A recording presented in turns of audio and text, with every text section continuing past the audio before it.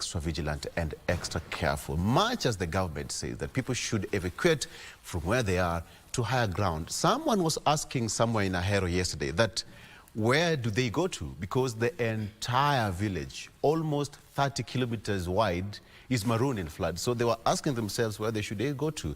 That's a big question, and perhaps, I don't know where. This is where we are. Vivian, good morning. This is where we are, unfortunately. Good morning, Victor. But I mean, the situation is not looking good at all. You know, these rains have caused havoc over the past 3 weeks. But all we can say as and that is something that we have been preaching here on the show, is that we try and remain safe. In whichever way you can, just try and be safe wherever it is that you are. If you can move to better places, you know, to higher grounds, as we've been told, kindly do so. And I hope that also our government is gonna get more active into this you know, in trying to move people to higher grounds for those who are not in safe places, you know, and just stay safe. Let's just try and be safe. And when we are on the roads, let's be as vigilant as possible, as Victor has mentioned. And if you are already awake, if you're watching this, then you definitely know that it is raining in the city. So just try and be at your best behaviors on the road. The 6th day of May, and I have a quote for you actually in line with the weather. And it is that you cannot make a cloudy and rainy day sunny, but you can try and embrace it. You know, you can just embrace it and decide that it is going to be a good day after all. You create your own sun. Start it off, yeah. In other words, you create your own sun. Just create your own sun. Yeah. Just speak, you know, life into your day, and know that you are going to have a good day after all, despite the weather or how things are looking at the moment. My name is Vivian Dagwa. This is Good Morning Kenya. Thank you so much for staying tuned and starting off the morning with us. We'll have family check right later on. Ooh. Good Monday. It's a Monday. Yes, we'll have family check later on the show, so be sure to stay tuned for that. Good morning, Mike. Good morning, Vivian, and definitely just to add on to what you have just said, in every calamity, be sure there is a silver lining, and even amidst of all this, God knows what you are going through, and most definitely He will walk with you and enhance your life even as you face all this. The problems that are being brought about by floods, there is light at the end of the tunnel. And most of course, during disasters or in a crisis, people look up to their leaders for direction, for vision. This is the time when people need direction, and of course people need to come together and work together to achieve something, well, come out resilient out of all this. And in line with that, we'll be looking at the role of leadership in terms of when there is a crisis or a disaster, given that the country is experiencing heavy downpours across various parts. We'll be talking about the role of leadership in as far as crisis is concerned and how people can become resilient and move forward. I'll be having that conversation with Peter Njeru, who is the CEO of Tuangaze Limited. You need to tune into that conversation later on in the program. Good morning, Marie. A very good morning to you, Mike. Good morning, Vivian and Victor, and also to you from wherever you're joining us across the country. Yes, as my colleagues have already mentioned, it's been raining in the city and all over the country, you know, and much of that I'll be bringing you in the news. In as far as the death toll is concerned, is at 228, according to the government spokesman. At least 316 people also were rescued, you know, that is in Baringo County. I'll be bringing you up to speed with all that. In sports also, we have a silver, at least 2 silver medals. That is from Kip Kemoy, Kiprono, and Dorcas Chepchirchir, who actually were in the Prague Marathon. So I'll be bringing you up to speed with all that in sports. But just as my colleagues have already mentioned, let's really do take care of us. In as much as we are talking about the government, you know, being in the lead to make sure that everybody's safe. There's only so much the government can do. At the end of the day, it's a personal responsibility. I know it's hard, but really, really try to keep yourself safe, because if anything happens to you, that's it. Nothing much can be returned. If you lose your life or a loved one just because you're waiting for the government, then it will be very hard for people to help you. So my request, or at least my plea to all Kenyans, is that let's take good care of ourselves. Do the best that you can do with the situation as it is. And you know, Victor, I do not want to make fun of this, but I'm one of the people that has been, can I say, adversely affected in some way. I do not want to mention so much, but yes, over the weekend I was trying to cross over from one part of the town to the other. We can imagine now what happened before you finish your story. Yeah, so but I had to, obey the orders that I cannot pass through some places. Yeah. You know, I could have forced my way, but I decided, you know what, just go back home, relax. It's not the end of the world. Yeah. The rest of the things can be done tomorrow. So let's keep vigilant. You did well. Yeah. You did well. Exactly. You did well. So let's get to the news, where at least 9 people have lost their lives due to the ongoing heavy rains in the last 24 hours, raising the number of casualties in the country to 228. Government spokesperson, that is Dr. Isaac Mwaura, while briefing the nation on the effects of the floods, said at least 72 people are still missing, having been swept away by floods in different parts of the country. The government has also warned fishermen in the coast region to keep off the ocean, since the area will be experiencing strong winds and rainfall over the next 3 days. Let's get the details of that story. The coast region to keep off the shores, since heavy rainfall is expected in the next 3 days. According to the government spokesperson Isaac Mwaura, the effects of Cyclone Hidaya, which has hit parts of Tanzania, will be experienced in Kwale, Mombasa and Kilifi counties. Watu wa kule pwani tunataka kuomba kwamba mawimbi yatakuwa makubwa kutokana na utabiri wa hali ya hewa. Pia sio vizuri kutumia boti ndogo ndogo ama kwenda kufanya uvuvi, kwa sababu tayari hata tumempoteza mvuvi mmoja kule Kilifi kwa sababu mambo yamekuwa magumu. The worst hit counties by floods include Homa Bay, Kajiado, Nakuru, Mandera and Nairobi counties. Mwaura says those affected by the evacuations in Nairobi County will be considered for social housing on priority basis. Na hakuna mtu yoyote ambaye ataruhusiwa kurudi katika karibu na mito 17 ya Nairobi. Kwa hivyo wale ambao tumeanza kuona watu wakianza kupiga siasa eti kujaribu kuonyesha kama serikali haifanyi kazi. Serikali ya Mheshimiwa William Ruto haitorudi nyuma. The government has raised alarm over safety of drinking water, and citizens are required to take precautions to prevent outbreak of diseases. Similarly, the government spokesperson maintains all national parks are safe and accessible, contrary to travel advisories issued by some embassies. If you're using borehole water, take extra precaution, because you don't know what kind of pathogens that this will have. But we have those water tablets. But for those that are private, kindly, augment your treatment. The floods have affected at least 223,000 persons and killed 228 people, while 72 persons are still missing.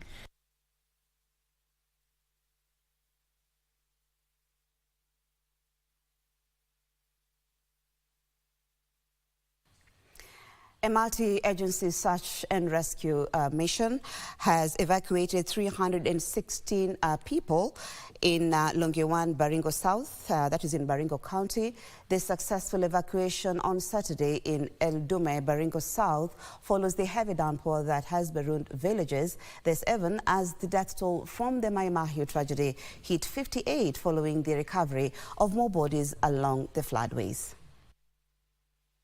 The multi-agency search and rescue mission in Baringo South safely evacuated 316 people following heavy rainfall that marooned over 4 villages.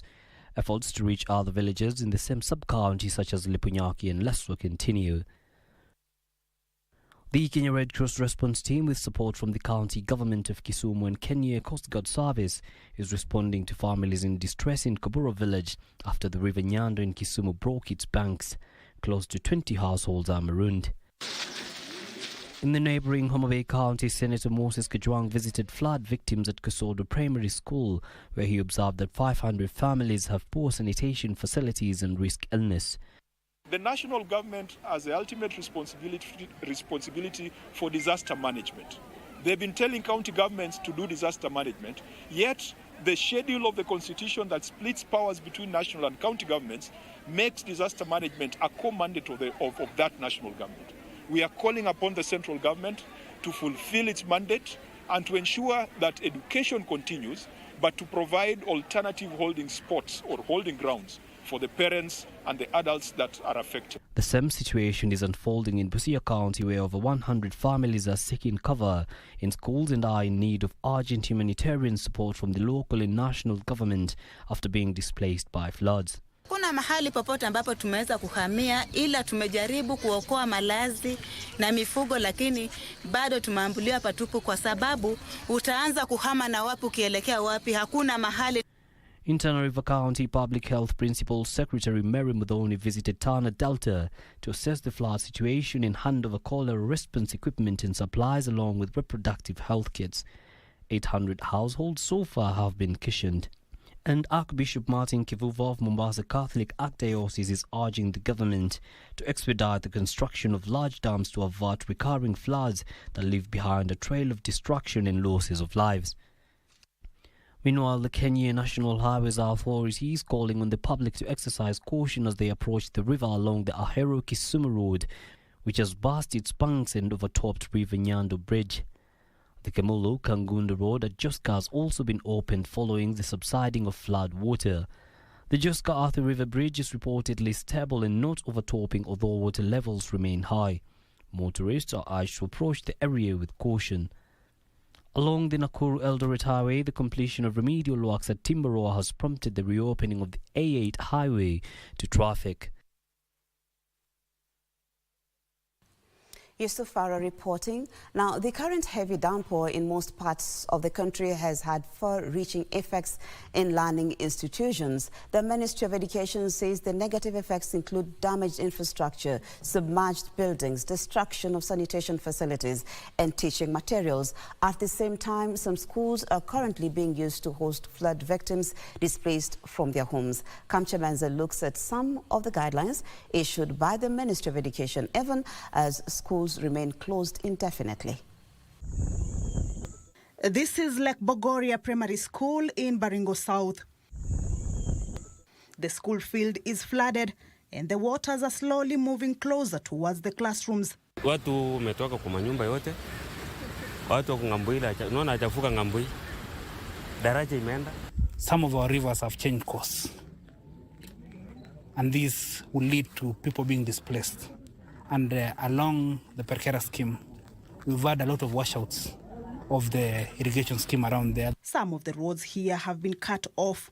It is the same for Madumadu area in Kilifi County, where this road leading to a number of schools has also been cut off. We have 10 schools marooned, but the worst is Madunguni Secondary, kwa sababu hata wazingia make maji yameenda kwa madirisha. Kule kwengine ni vipi watoto watafika hapo. The rains, which have also led to displacement of people owing to the flood situation, has necessitated the use of classrooms to shelter the victims. Osodo in Homa Bay County and Gutu in Mathioya Muranga County are some of the primary schools acting as temporary shelter for flood victims. These situations perhaps replicated in other parts of the country. Tuna watu 100 ambao wamepoteza nyumba zimeanguka, na kwa sasa hao watu wanaishi katika shule ambayo iko hapa karibu na sisi, shule ya Amoni, shule ya msingi ya Amoni. With school reopening postponed twice, the second one being indefinite owing to the prevailing weather conditions, the Ministry for Education prior to the postponement, however, had issued measures to ensure learners and teachers' safety in basic education learning institutions. On swollen rivers and flash floods, parents needed to ensure their children report safely to school despite accessibility challenges. For schools hosting displaced persons, education field officers are required to liaise with national government administration officers to identify alternative accommodation for affected persons to ensure the facilities are available for normal learning activities.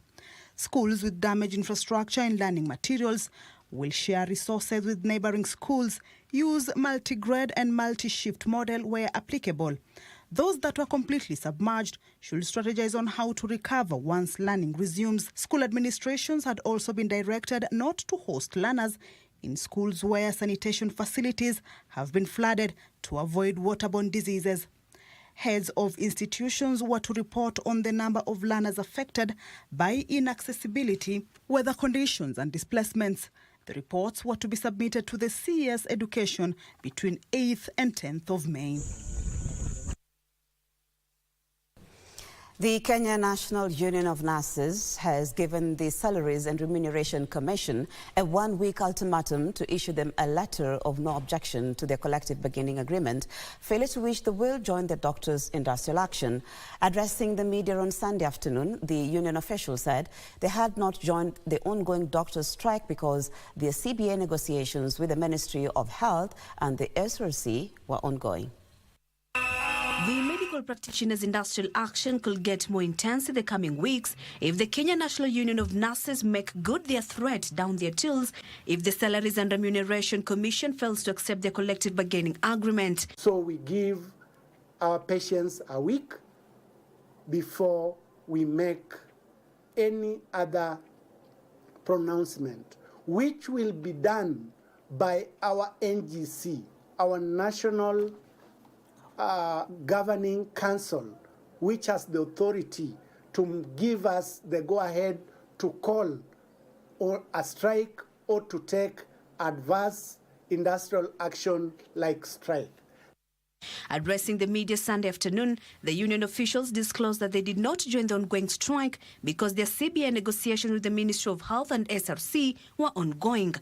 The union further told intern nurses to collect their posting letters and resume their training. Terms of payment of internship that is on today is the previous terms, where they were paid 104,000 and 5,500 for every month for 1 year. They too listed their demands to the Ministry of Health. The government agreed with us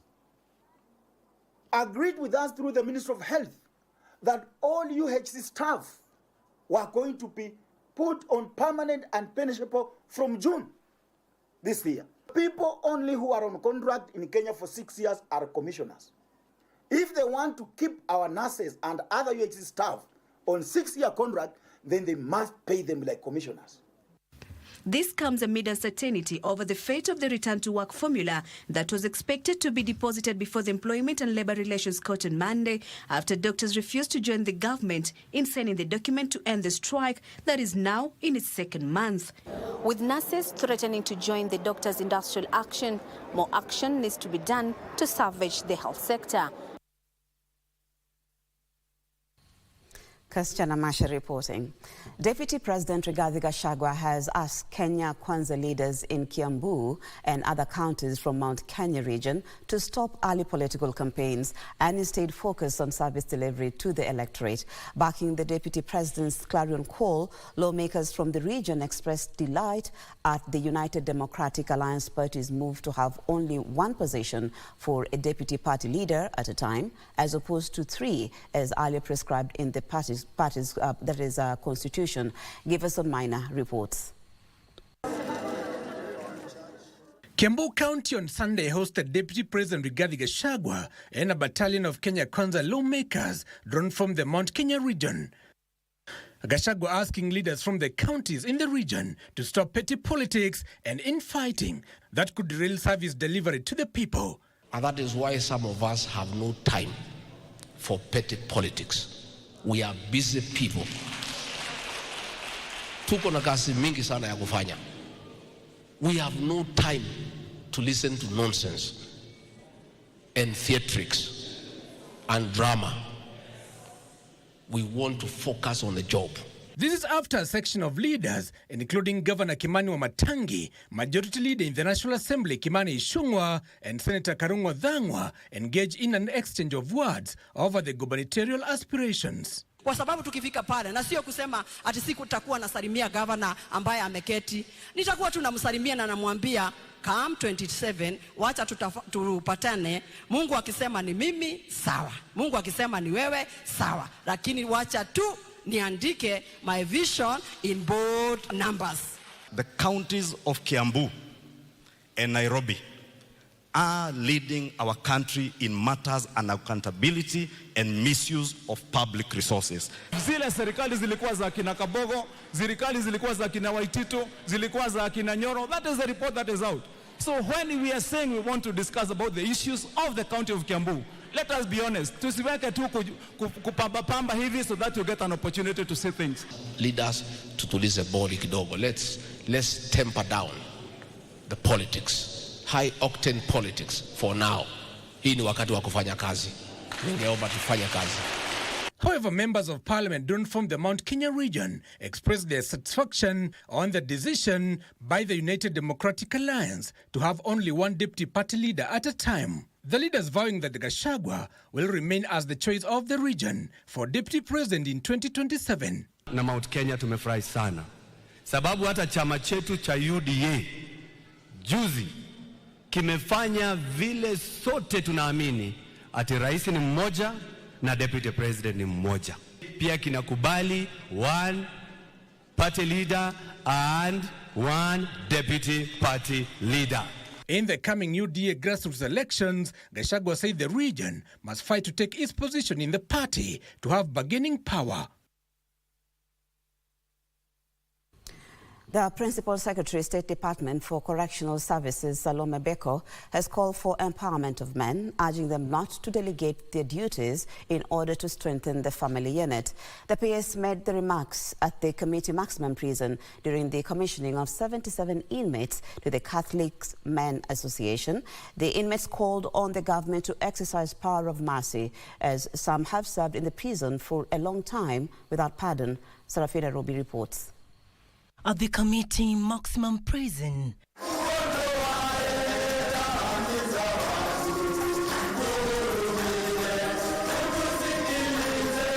songs of praise and adoration rent the air. Cheerful faces of inmates, an embodiment of the spiritual nourishment and teaching they have received in readiness to be commissioned as members of the Catholic Men Association. The homily by the celebrants focused on the need for love and growth. Basi ninawasihi mkae ndani ya na kumdumu ndani ya upendo wake Mwenyezi Mungu. The message was amplified by the Principal Secretary, Correctional Services, Salome Biako. Ni vizuri sana mkuwe na hizi 4 cardinal virtues. Na hizi cardinal virtues ni nini? Ya kwanza ni prudence, ya pili ni courage, ya tatu ni perseverance, na ya nne ni self-control. And may you, guided by the Spirit, lead and let others follow by your example. Otherwise, they are very good people. What I discovered with them, ukionyesha vile wewe unataka kuishi wanaishi hivyo. This even as he called for the empowerment of men. Men are the foundation of the society. Kama usipokuwa na wanaume ambao ni protectors, the society breaks down. After the 77 men are commissioned to be members of the Catholic Men Association, we caught up with one of the inmates. 38-year-old Fidelis Monzia has been in prison for 16 years now. Ukikuja hapa kitu cha kwanza unashtuka. Juu maisha ni tofauti, maisha ni magumu, hasa kama wewe hauna nia ya kubadilika. Kule nje sikuwa active member wa kanisa, nilikuwa tu naenda kanisa lakini sikuwa na ile imani kabisa dhabiti. Fidelis' dream was to be an engineer but found himself on the wrong side of the law, wishes he had received spiritual guidance earlier on. yangekuwa tofauti. Singeingilia mambo mengine, singekuwa careless, singeingia katika vikundi mbaya na kampuni mbaya ambazo ziliniingiza katika kupotoka. His time in prison has not been in vain. Discipline ndio nimepata. Discipline ya kupewa na watu wengine kama officers, lakini discipline ya kujidiscipline maisha yangu. The reforms in correctional facilities are further mirrored in one of the catechists, Bernard Marjen, who was once imprisoned at Committee. My wife? Naangalia tu hao wanaume nasikia tu niko na furaha kwa sababu it's from this place nilipata mume. Tumsifu Yesu Kristo. Those who have been in jail for long are pleading with the government to pardon them through the power of mercy. Behind these walls are men who are committed to reforming, preaching the gospel of love and unity, and hoping that once they walk outside this wall, the society will be able to embrace them. Serafina Robi from the Committee Maximum Prison in Nairobi. Thank you, Serafina Ruby. On that note, let's take our first break. I'll be back with much more.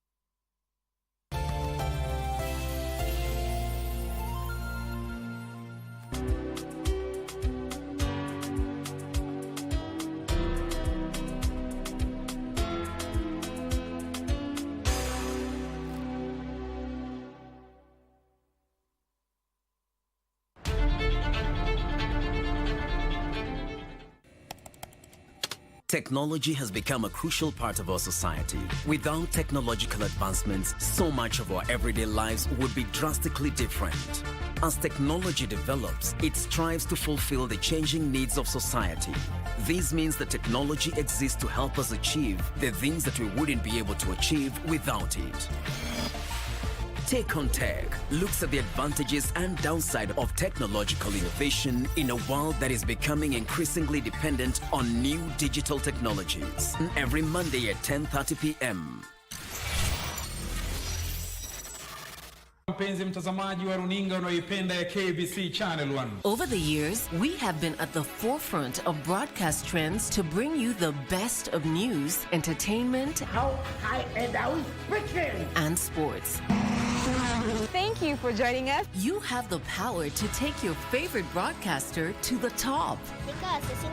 KBC Channel 1 has been nominated in the TV Station of the Year category in the 7th edition of the Kuza ICT Awards. Favorite TV station. To vote for KBC via SMS, simply use the short code 15601 and follow the prompts at no cost. Or visit www.kuzaawards.co.ke and follow the registration instructions to vote. KBC Channel 1. Kenya's watching.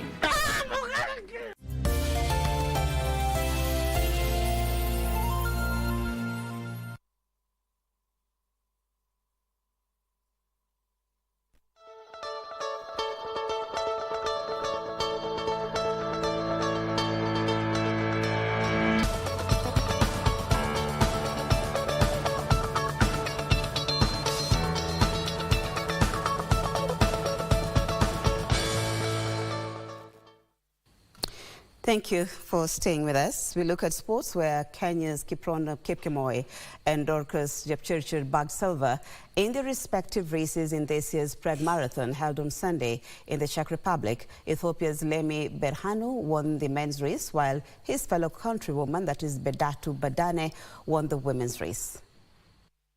2016 Boston Marathon champion Lemi Berhanu took charge of the race from the onset, controlling the lead pack that comprised Kenya's Kiprono Kipkemoi, Joshua Kipkemboi and Uganda's Shebet Abel. At the 40-kilometer mark, Lemi widened the gap, crossing the line in 2 hours, 8 minutes and 43 seconds.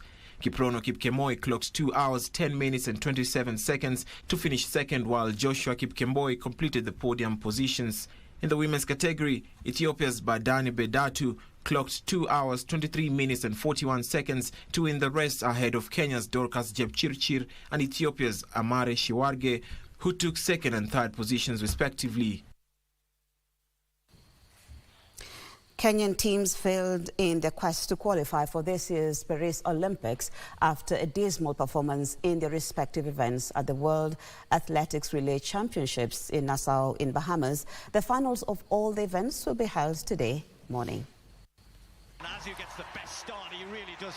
The top two teams in each of the heats in various events progressed to the final and were guaranteed a place in the Paris Olympic Games, but none of the Kenyan side managed to attain qualification. The 4x100 meters team that was anchored by Ferdinand Omanyala finished last in their heat, timing 39.38 seconds in a race won by Japan, while China was second, both qualifying for the final and booking a slot in the Olympic Games.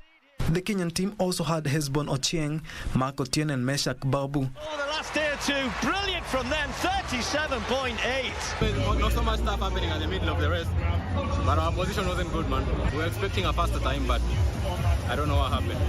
Let's continue working hard. Our day will come. The 4x400 meters team anchored by David Sanayek was fifth in their heat, finishing in 3 minutes 03.29 seconds. The team also had Weissman Were, Boniface Mweresa and Brian Onyari. Italy from Great Britain and Northern Ireland. Those are the front two. The mixed relays team of Kennedy Kimeu, Mercy Chebet, Kevin Kipkoril and Maureen Thomas also finished last in their heat, clocking 3 minutes 19.90 seconds in a race won by Ireland, while Belgium was second. Belgium hung on brilliantly there because Camille Laus was coming under extreme pressure down the outside from Lavia Nielsen of Great Britain and Northern Ireland. But it's the Irish who celebrate. Ada Lakey.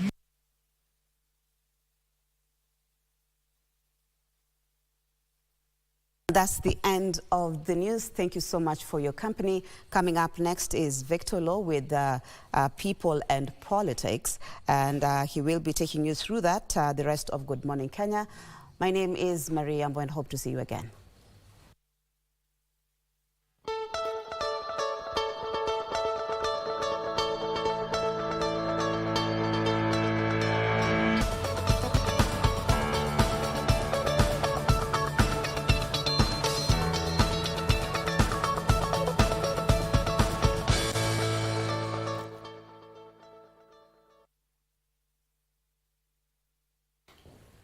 All right. Good morning. Welcome back.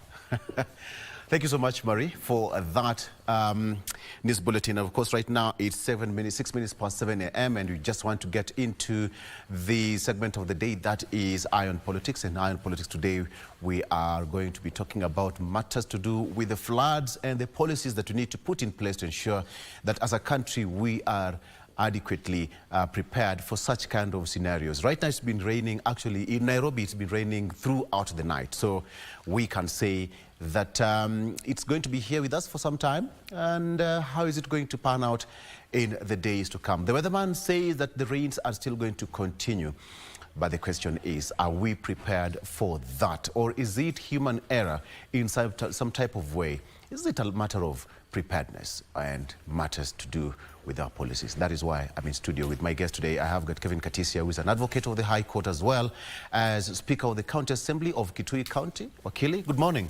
Good morning to you, Victor. First of all, is Kitui okay? Kitui, Victor, is relatively okay. We have heavy rains like the other parts of the country, but yes, not everywhere. Our people are relatively safe. And we expect a bumper harvest. Though I know in some parts of lower eastern, like in Makueni, there are some areas where we have mudslides. In Machakos, of course, we have seen what's happening in the river, Mavoko, those areas, Mwala. But as far as Kitui is concerned, I think we are relatively okay, apart from some few instances of carelessness, where some people maybe decide to cross a river which is very full, and sometimes they may be swept away, but everything so far is good in Kitui County. All right. Yes, and of course our Kitui County disaster response team is on high alert, and in case of any kind of a disaster or emergency, our county government has been able to respond effectively. Yes. Very good. And of course, I also have Professor Alfred Omenya. Professor Alfred Omenya is a principal researcher, he's a consultant, as well as an environmental architect. And he's going to be talking to us matters we need to find out and what we need to work on. Prof, good morning. Good morning. It's been a while. Good to see you. Yeah, it's been quite some time. Right? Yeah. Very, very, very happy to be back here. Good to see you as well. Unfortunately, under these distressing circumstances. Exactly. Yeah. Does it stress you from your point of view?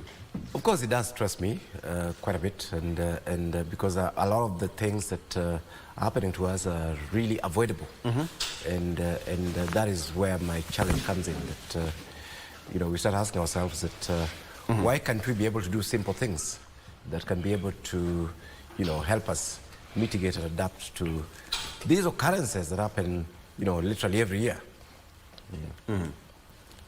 Okay. Before I get into that, you can talk to us. I don't know what's your social media handle, Prof? It is Eomenya. Eomenya? That is one. That is Twitter. Yes. Yes. Okay. Yeah. And Katisia? Kevin Katisia. Kevin Katisia. Yes. Please talk to us. Mine is at Victor Law. We just talk to us. Which part of the country are you? How are you affected? I have a couple of friends who, some of them, could not make it actually on set because they are directly affected because of the floods. For example, what happened in Maimahi, some of their kin actually are still missing to date. And somebody will ask you, how did 2-ton, 3-ton, 5-ton boulder make it all the way from uphill downstream? You know, this place for years on end was a village, and all of a sudden it's marooned. So some of the families are still missing, as we speak, and directly affected. We just hope that Kenyans are going to be safe in as much as we speak this one. But Katiza, let me just ask you this question. So we have been talking about Kenyans be careful, Kenyans let's be responsible, but where are we missing that mark, you know, in terms of responsibility? There's a very thin line between responsibility and just making things right. Yes. I think everything Victor will and all the responsibility lies on the leadership which we have as a country, because you know, as ordinary Kenyans, we all depend on our leaders to show us the way. That's what many people say. Yeah, if it is matter of preparing for this kind of disasters, every ordinary Kenyan will expect the leaders to show the way. And as Professor said, it is so unfortunate that we are finding ourselves in this situation, even after early warnings. Sometimes last year, I think around June, July, I think the Meteorological Department gave these warnings, and I think some leaders did not take them seriously. And it is very unfortunate that we are now trying. I saw, I think, in the papers that the national government is asking for around, is it 10 billion in the budget to help deal with this current situation. And the question would be, what was the government planning to do before all this happened? Because it's a matter of planning, and I think even as ordinary Kenyans, we also need to plan adequately for these kind of situations. Because if you look at what happened in Maimayu, talking of more than 60 people dying. Yes. I think it's a very heavy matter, Victor. And also other parts of the country, more than 200 people have died, and others have been injured. Others have been displaced. We wonder for how long will this continue happening. It has happened before, yeah, and it is already happening again, and it will also happen again tomorrow. So I think it's a matter of now trying to come up with long-term plans on how to deal with these situations. Because if we talk of a budget, 10 billion, for a short-term plan, yeah, what about tomorrow?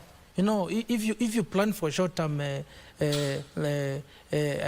plans, you know, you're not able to even be economical in the manner in which you are using your finances. So I think it's a matter, as you have said in your opening remarks, we need to come up with proper policies, proper laws on how to effectively deal with this kind of situations. Yes. Yes. You know, Prof, let's just put this clearly. Katisa has talked about 60 people. Think of 60 people. I mean, it might sound so simple as we speak about here, but when you go on the ground and see 60 people put together, 1 minute there were families going about their business, but all of a sudden, 60 people lined up dead. Right. I mean, we can all picture that. And now get the whole intensity of the scenario we are in as a country. Don't you think the government ought to have done something better than just saying 60 people died, 200 people so far dead, and life goes on? Yeah, Victor, really it is very sad. I think I've said it over and over again that we need to have a leadership that is sensitive to the lives of the citizens. I think some of this leaves me to really wonder whether our leaders care. And you see this not just with these flood disasters. We see this whether it's fires have happened, whether it's road accidents and so on. In fact, even political riots. Kenyans seem to be just mere numbers. Elsewhere, in slightly civilized countries, if one person died, just one person, I'm telling you, a minister will be resigning. It will be that serious, especially if it is based on human error. But we've seen what is happening in social media. Yes, of course, some of those are natural calamities that you can do nothing about, but a lot of them are preventable. It is people who are living in places where they should not have lived in. It is infrastructure giving way, and so on. And what we see are just numbers. In fact, you almost think that people are happy to throw those numbers out. Oh, 60 people have died in Maimahiu, now we are at 220 people dead. Next week some minister will come and say, oh, it is now 300 and so on. You almost think like it's the dance of the macabre, the dancing on the graves of the dead people, as it actually were. You don't actually see that concern and response, and sort of the type of response that you'd expect, where people are actually worried, where a government is worried. Yes, government is now talking about raising 20 billion. The question is, when will that 20 billion come? These floods are not going to continue for the rest of the year. Yes. Most likely the 20 billion will come after the floods are gone, and the next scandal. 20 billion, set aside for the floods have been misappropriated. Yeah. So this is my issue. That yes, I mean, there are things that government should have done that government did not do. That's granted. Secondly, we are in a problem now. We are in the height of a crisis. Yes. Yes.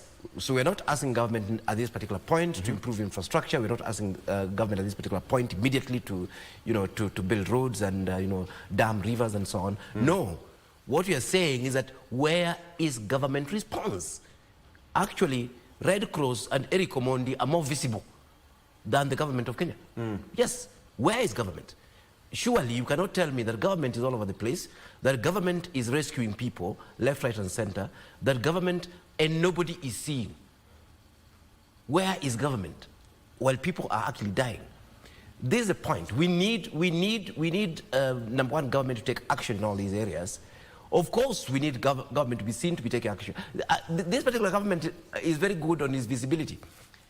So this is a question we are actually asking. Where is the government we elected nationally when people are dying all over the place, when bridges are being washed and so on? Why aren't we seeing government response? Of course, they also sometimes support the Red Cross and the Red Crescent, but the primary responsibility is government, and they do actually have the resources to do that. When people are being washed in Nairobi, yes. Mheshimiwa here, will actually tell you that there is a budget for disaster. There is actually a budget for disaster. I think it's pegged at about 5% of the country budget. Where is Sakaja and his budget? What exactly is Nairobi County doing? Bureaucracy. It has to be a process. Exactly. So, yeah, but you see, if my house is burning, there are two things. You can either at that particular point remember that you had not put provisions and laws that prevented the house from burning, and you start putting the laws in place, or put off the fire first, and then ask the question. Currently, what we are seeing is actually a concern, and we need to see our governments that we've elected that are using our resources. We need to see them responding, even before we start having that conversation in terms of what we need to do long term. So they're missing in terms of those long term policies and so on. In fact, if anything, the government policies, particularly for the city of Nairobi, is part of the problem. They're the ones who are actually encouraging this mess that we're in. I'll come back to that. But you see, all of us, we are not new in Jerusalem. We've talked about this. Anytime there's a disaster, we've talked about preparedness. There's a budget here, there's a budget there, policies. We are all new in Jerusalem. But, you know, Wakili, make me understand. So what are these policies that the government should put in place? Because we'll talk about this here. Unfortunately, we are lucky enough that probably we are not directly affected the way we are right now. But we are affected indirectly as a nation. 60 people dead, that is one too many. And correctly you've put it, it seems like, you know, we're waiting for another statistics. Is the number gone up? How many people found missing? And the number goes up. But what are the policies that need to be put in place in black and white for that person out there to understand? Yeah, thank you, Victor. And of course, before we discuss before we try to address on what should have been done or what we should do, I agree with Professor Omenya that the government needs to respond to the current issues. You know, as a Kenyan, you have the right to shelter, the right to food. Children are now being told to wait until further notice when they'll go to school, the right to education. All those basic human rights have been severely affected by the ongoing disaster. So the first thing the government should do always, and that's why there's always a budget for disaster, for emergency. And I think I've heard the opposition leaders trying to ask the government to declare this a national disaster so that we can also get support from external organizations and external states.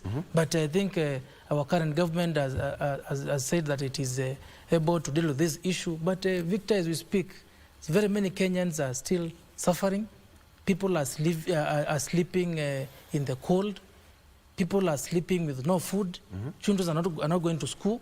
So what are the immediate responses which the government should do? And then now, if we talk of policies, we should be put in place to solve current issues and also future issues. Those policies must be properly dealt with. I would be a very happy Kenyan if today in the National Assembly there is an MP or a senator bringing a bill, a bill to discuss these national disasters. But you see, the kind of bills which will be brought to the National Assembly is MPs asking for 1 billion to renovate their chamber and asking for a lot of money to do their own things. But the issues of Kenyans are not the priorities in the National Assembly. At the county level, the same should also be replicated, whereby at the county level, the debates which are there should be debates about what policy should we come up as Kenyan government, both at the national level and the county level, to address these issues of the disaster. The rains have been there since time immemorial, and they'll continue being there, and we pray to God that these rains continue. You know, the other day there was the climate conference in Dubai, and after a few months, you saw what happened in Dubai. Now in Kenya also, I think we hosted another African summit here in Nairobi on issues of climate change. And we all know that the climate change issues will be there with us for quite some time. So what policies, what government policies and laws should we come up with? My suggestion would be, Professor being an architect, I'm sure he knows that everything is about planning. If, for example, you build in a riparian land and the county authorities gives you the approval, the NEMA gives you the approval to do so, and you stay there, you build a residential apartment, you rent out, you get rental income, you even pay income tax, and the government does nothing. And when now the rains come and the rivers are trying to pass by where they were passing before, and you are being accused of building a riparian land, where was the government before? So I think it's a matter of government officials being responsible and trying to address these hard issues. You know, Victor, as a leader, you should give people what they need, not what they want. Because people may want things for short-term pleasures. But as a leader, as a government, the government should give the people of Kenya what they need. What people need is a safe and secure environment. They need a place where they will reside and nothing will happen to them. They need the right to make sure that they have adequate food at their disposal. So I think it's a matter of trying to know our priorities. Yes. If you go to our constitution, it is very clear on the basic human rights, which the government should ensure that Kenyans are given. And that's why I agree with the professor and ask ourselves, where is our government? Apart from a few meetings here and there, and politicians, and actually, Victor, politicians are now trying to capture and use this situation to advance our political agenda, you know, and that is so unfortunate when people are indeed suffering. So it's a matter of the government taking the responsibility of ensuring that the people of Kenya are safe. They are safe from these floods. They are safe because even at this stage, you start hearing of outbreak of some diseases like cholera. Yes. Yeah. Because if the other day you had in Nairobi National Orphanage, the very poisonous snakes were swept away by the rivers. We don't know where they are. And Maybe they are somewhere. Allegations that some reptiles decided to have some tour of the city. Exactly. Yeah. So very soon we shall hear of other disasters. Leave alone now the issues of flooding. You may hear of cholera. You may hear of other disasters, which would have been prevented if proper measures were taken. But then now, as the Speaker of the County Assembly of Kitui, let me just ask you on behalf of your colleagues out there, Katisia, because now, don't you think this is a time that even the National Assembly should have a special sitting and come up with some of these kind of policies and even pass a budget that is, we call it supplementary budget, to act on this one, actually to compel the National Treasury to release that funds in as far as this is concerned? Don't you think it's possible? That it is very possible. Yes. It all depends on the government plans. And you know, at the county level, in very many county governments, and I think Professor said it correctly, that budget for disaster and for emergency is always there at the county level. Around 5% of the budget is always put there for why is it taking long for that money to be released? You know, Victor, the problem now, allow me, you know, when I was here, I talked about exchequer releases when I was here the last time. Yes. Because even on the issues of the doctors, and I know we shall discuss about doctors, it's all about when will the national government release the funds to the counties. Yes. So counties have actually no say in these matters. The issues of disaster, the current issue we are facing now is at the national level. Yeah, is at the national level, and we have seen in the papers that the national government is asking for 10 billion, at least 10 billion in the supplementary 2 budget, which they are proposing to have in the National Assembly. And I wish that was done as a matter of urgency. And then, as they ask for that funding, that budget, we should know what is that money meant for. Because sometimes, Victor, and you know, I must say there's a lot of honesty, because you know, when there's a crisis, some people see an opportunity. Yes, correct. Yeah? Not an opportunity to assist, but an opportunity to loot, an opportunity to enrich themselves in an unjust manner. So I think it's a matter of us trying to be human, yeah, as leaders, and caring about our people. Yes. And if we put this budget, what about tomorrow? And will this budget be sufficient for all Kenyans, countrywide, Victor? There are people in Turkana who may not have that limelight which other people in Nairobi and Maimayu are enjoying.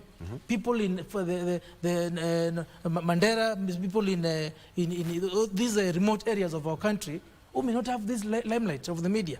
Yeah, but they are suffering. Exactly. So the government, maybe through the Ministry of Interior, which is all over, should ensure that our people are safe. That's the first thing. Our people must be safe.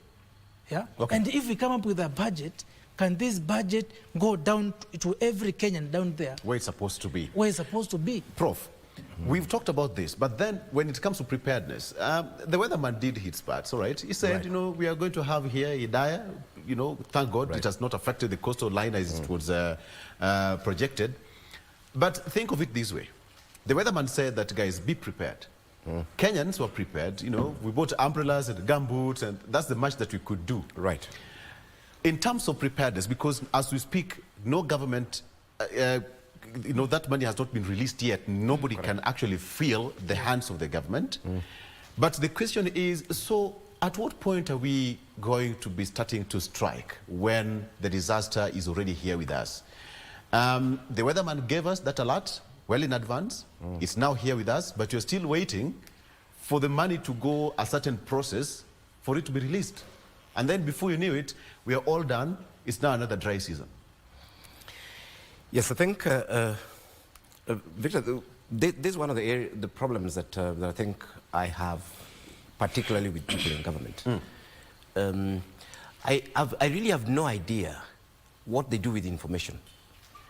If we are looking at this particular disaster, the flooding, and every Kenyan will tell you, I'm telling you, even without research, we know the areas that would flood. Yes. We know the areas that flood. We know. Across the whole country. We know there are plains, we know those ones flood, we know areas, even here in Nairobi, that flood, we know all these low-lying areas. The local people know them. Even you, if you have a piece of land, you know whether it floods or it doesn't flood. Yeah. So it is not for lack of knowledge or lack of information. Within the city here itself, we know the areas that flood. We are very sure of the areas that flood. We even know why they flood. I think what I find very fascinating with the African people and the Kenyan people, particularly those in power, is that we proceed to do nothing. Absolutely nothing. You know, we put our heads in the sand and we assume somehow that, yes, there'll be heavy rains, as has been promised by the Met, which is a government agency. You know, if it was Alfred Omenya sending that message to government, government will say, look here, we don't just pick information from anybody. Yeah. But there is a government agency telling government and other government agencies that in fact we'll have heavy rains and we will actually have floods. But then the question that we are asking in terms of preparedness is what did government do with that information? Let's take a break. That's a question that you're going to answer after this. You said that Kenyans, we don't take words seriously. And it just reminds me of Moses in the Bible when he went to the Israelites and he was talking to the Israelites. Israelites, disregarded him like, you old man, what are you talking about? We've been here for years, So Aaron was struggling to explain to them, but, they were like, we are okay the way we are. Until now, it dawned on them that, hey, this guy was serious. Let's not be like the Israelites. All right, let's take a break. We'll be right back with Professor Alfred Omenya and Wakili Kevin Kitisia.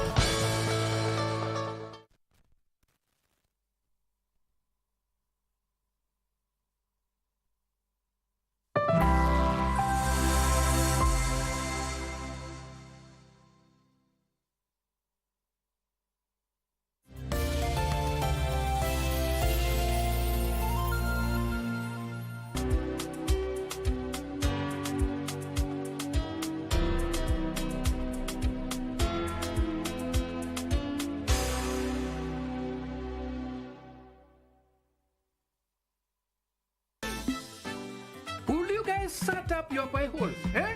Kila mahali kwa. We are trying to focus here, please. Cynthia, I thought your worthless flesh would be rotting at a bank of some useless river by now. In case you haven't noticed, I am in no mood for your nonsense, okay? I am here to learn. What did I do to you? Please, I need to leave me alone. You poor sensitive harvester. You want to cry? You've got to take responsibility of your actions. And last time I checked, I don't have a kid in here. So be your own persons.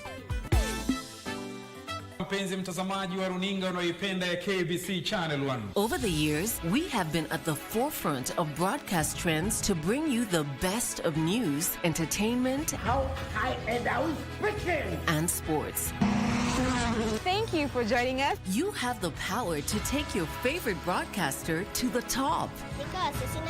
KBC Channel 1 has been nominated in the TV Station of the Year category in the 7th edition of the Kuza ICT Awards. Favorite TV station. To vote for KBC via SMS, simply use the short code 15601 and follow the prompts at no cost. Or visit www.kuzaawards.co.ke and follow the registration instructions to vote. KBC Channel 1. Kenya's watching. Matunde, who are you? I am me. I. Come out here and knock properly. What's just me, sir? My eye go to the toilet. You are growing water and you are becoming backward and primitive. Correct. Sasa uko wapi sai? Mombasa. Mnaenda wapi kama mtanilipa? Chukua. Mulikula tena mbom. There's difference between kitchen and chicken. Wewe unataka nini kwa maisha? Gari. Don't just locomote in the name of driving a car. You should get a machine. Nimenunua gari na ni mpya. Waende nayo wakuche walete vitu haraka haraka siku wapi?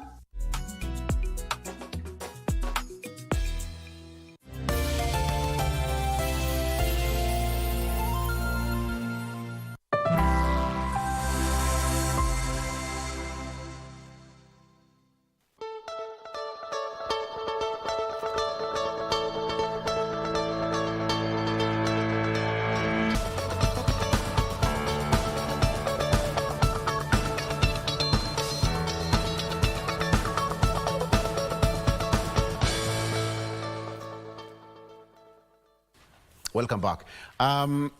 Okay, someone has just asked me on X or Twitter, what about the traffic situation in the city? Guys, the people have been watching the traffic update, and now today I've not given the traffic update. I'm going to do this the best way I know how. I'm going to use my phone. Someone is just about to leave the house, and they're still wondering how the traffic is. Okay, traffic on Thika Road is not okay.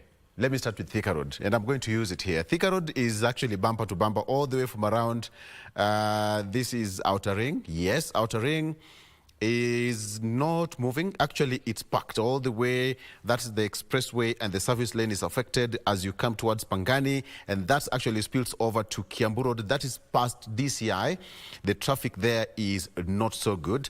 And just after Muthaiga Square there, as you come towards Muranga Road and finally getting into the Globe Roundabout, moving pretty fine. Globe Roundabout, there's a bit of some traffic, but after that, everything is moving pretty fine.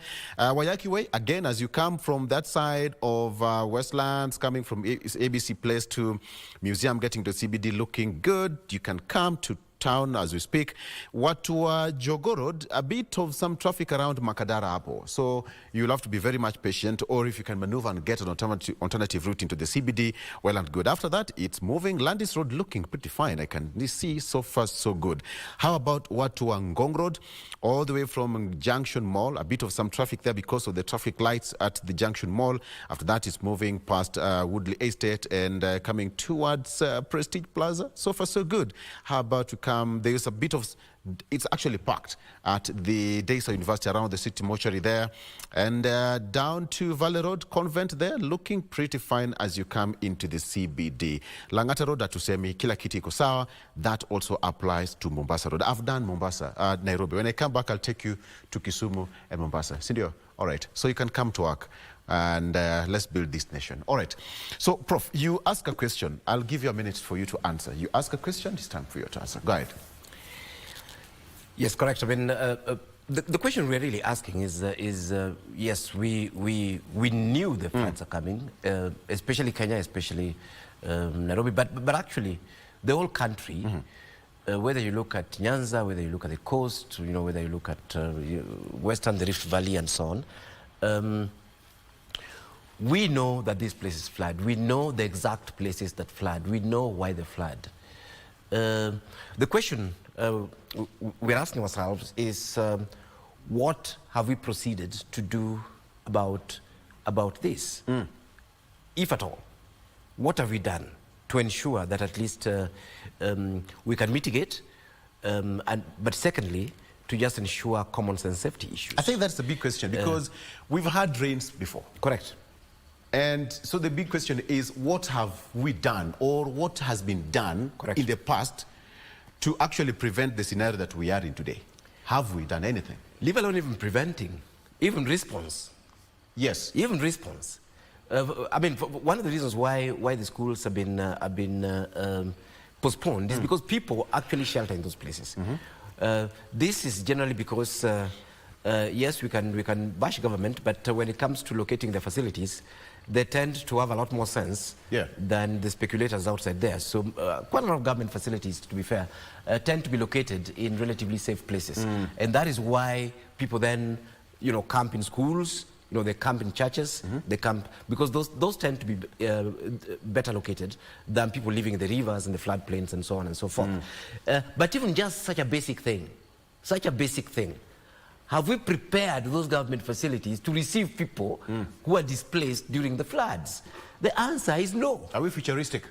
Not even futuristic. We just talk about basic response now of human beings, actually being marooned.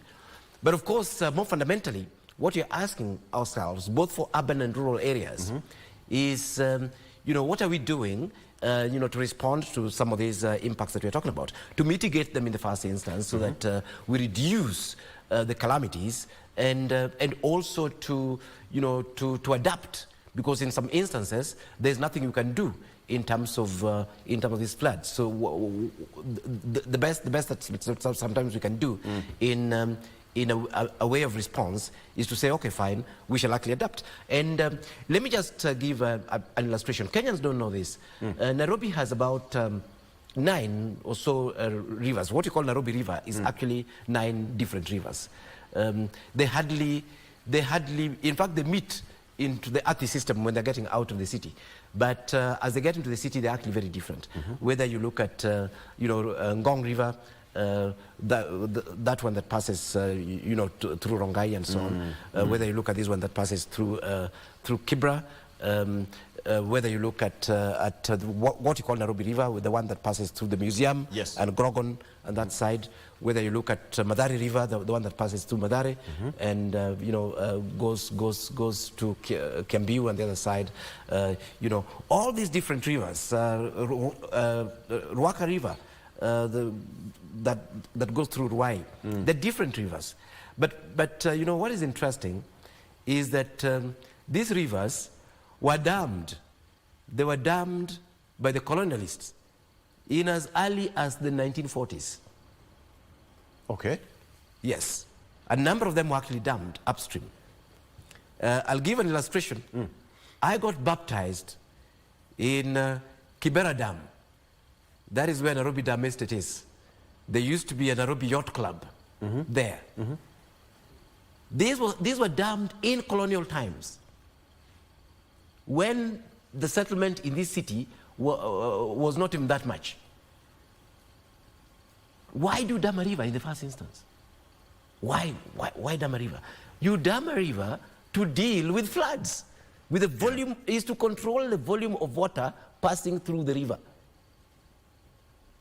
The colonial government had enough sense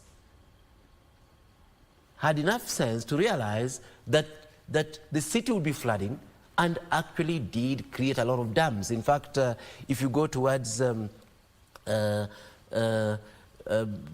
this area near Loresho area, Lower Kabete, you see a big dam there. Those are part of dams of the Nairobi River. If you go towards Kiambu, in fact, that is partly why the Windsor area were allowed to create dams. It was to control the volumes of these particular rivers. And those dams were done in colonial times. What is the situation of those dams? Apart from a couple that are in the high-rise areas, giving Nairobi Dam, the only thing that people know is that there's an estate called Nairobi Dam. Yeah. And now the whole of the dam is a settlement. People are living in the dam, where I got baptized. People are living there. Yeah? Siltation came in, hyacinth came in, fellow said, oh, now it looks green, we can grab this place. And they're actually living. So you can't trace your point of baptism. The thing, I can't. In fact, even from a spiritual point of view. And if you just give a brief tour of that, of the tragedy of that river. Yes. That river comes into Kibra. Of course, once it gets into Kibra, people live on it, so it almost disappears. The dam itself, of course, is fully settled. Then this is the same river that when we were coming to the Timol Junction, Kenyans decided to build on it. You remember, a building being pulled down there.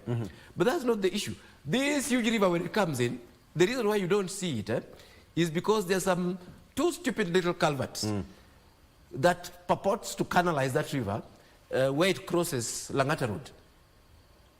And it almost disappears. Yeah. It gets into Nairobi West area. People built, in fact, that entire section, people are built on top of the rivers. So the channels have been built there. And then it reappears a little bit in the middle of Nairobi West. Then again, people are built on top of it. Then it disappears into Mukuru. This is my issue. That if in colonial times, even without people building on the river, there was still a challenge of the river flooding. Currently, all the dams have been built on by informal settlements. The river itself, sections of the river have been built on. The river has been reduced through these stupid little culverts that have nothing to do with the capacity of the water that the river takes. Then people have built more. So there's a lot more runoff getting into the river. It requires astonishing stupidity to imagine that the river would not flood. You need to be shockingly stupid to sit there and say that all this human action that we've done overtly to reduce the capacity of that river to drain, then that in fact things will not flood. And I've just used that as an example. That is the case of all the 9 rivers passing through the city. People have built on them, and we are not even talking about pollution. Yeah, that's another matter we'll discuss another day. We are just saying the natural capacity of that, and that's our biggest drainage system in the city.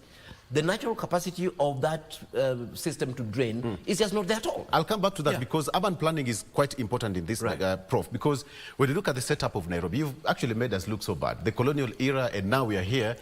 I think the Mzungu would wake up and say, these guys are just messing up the city for no reason. But that is true. In fact, we need to call out our people. Our people are behaving like they don't have brains. But then now that goes to the political goodwill from the political class, Katisia, and the policies that we make.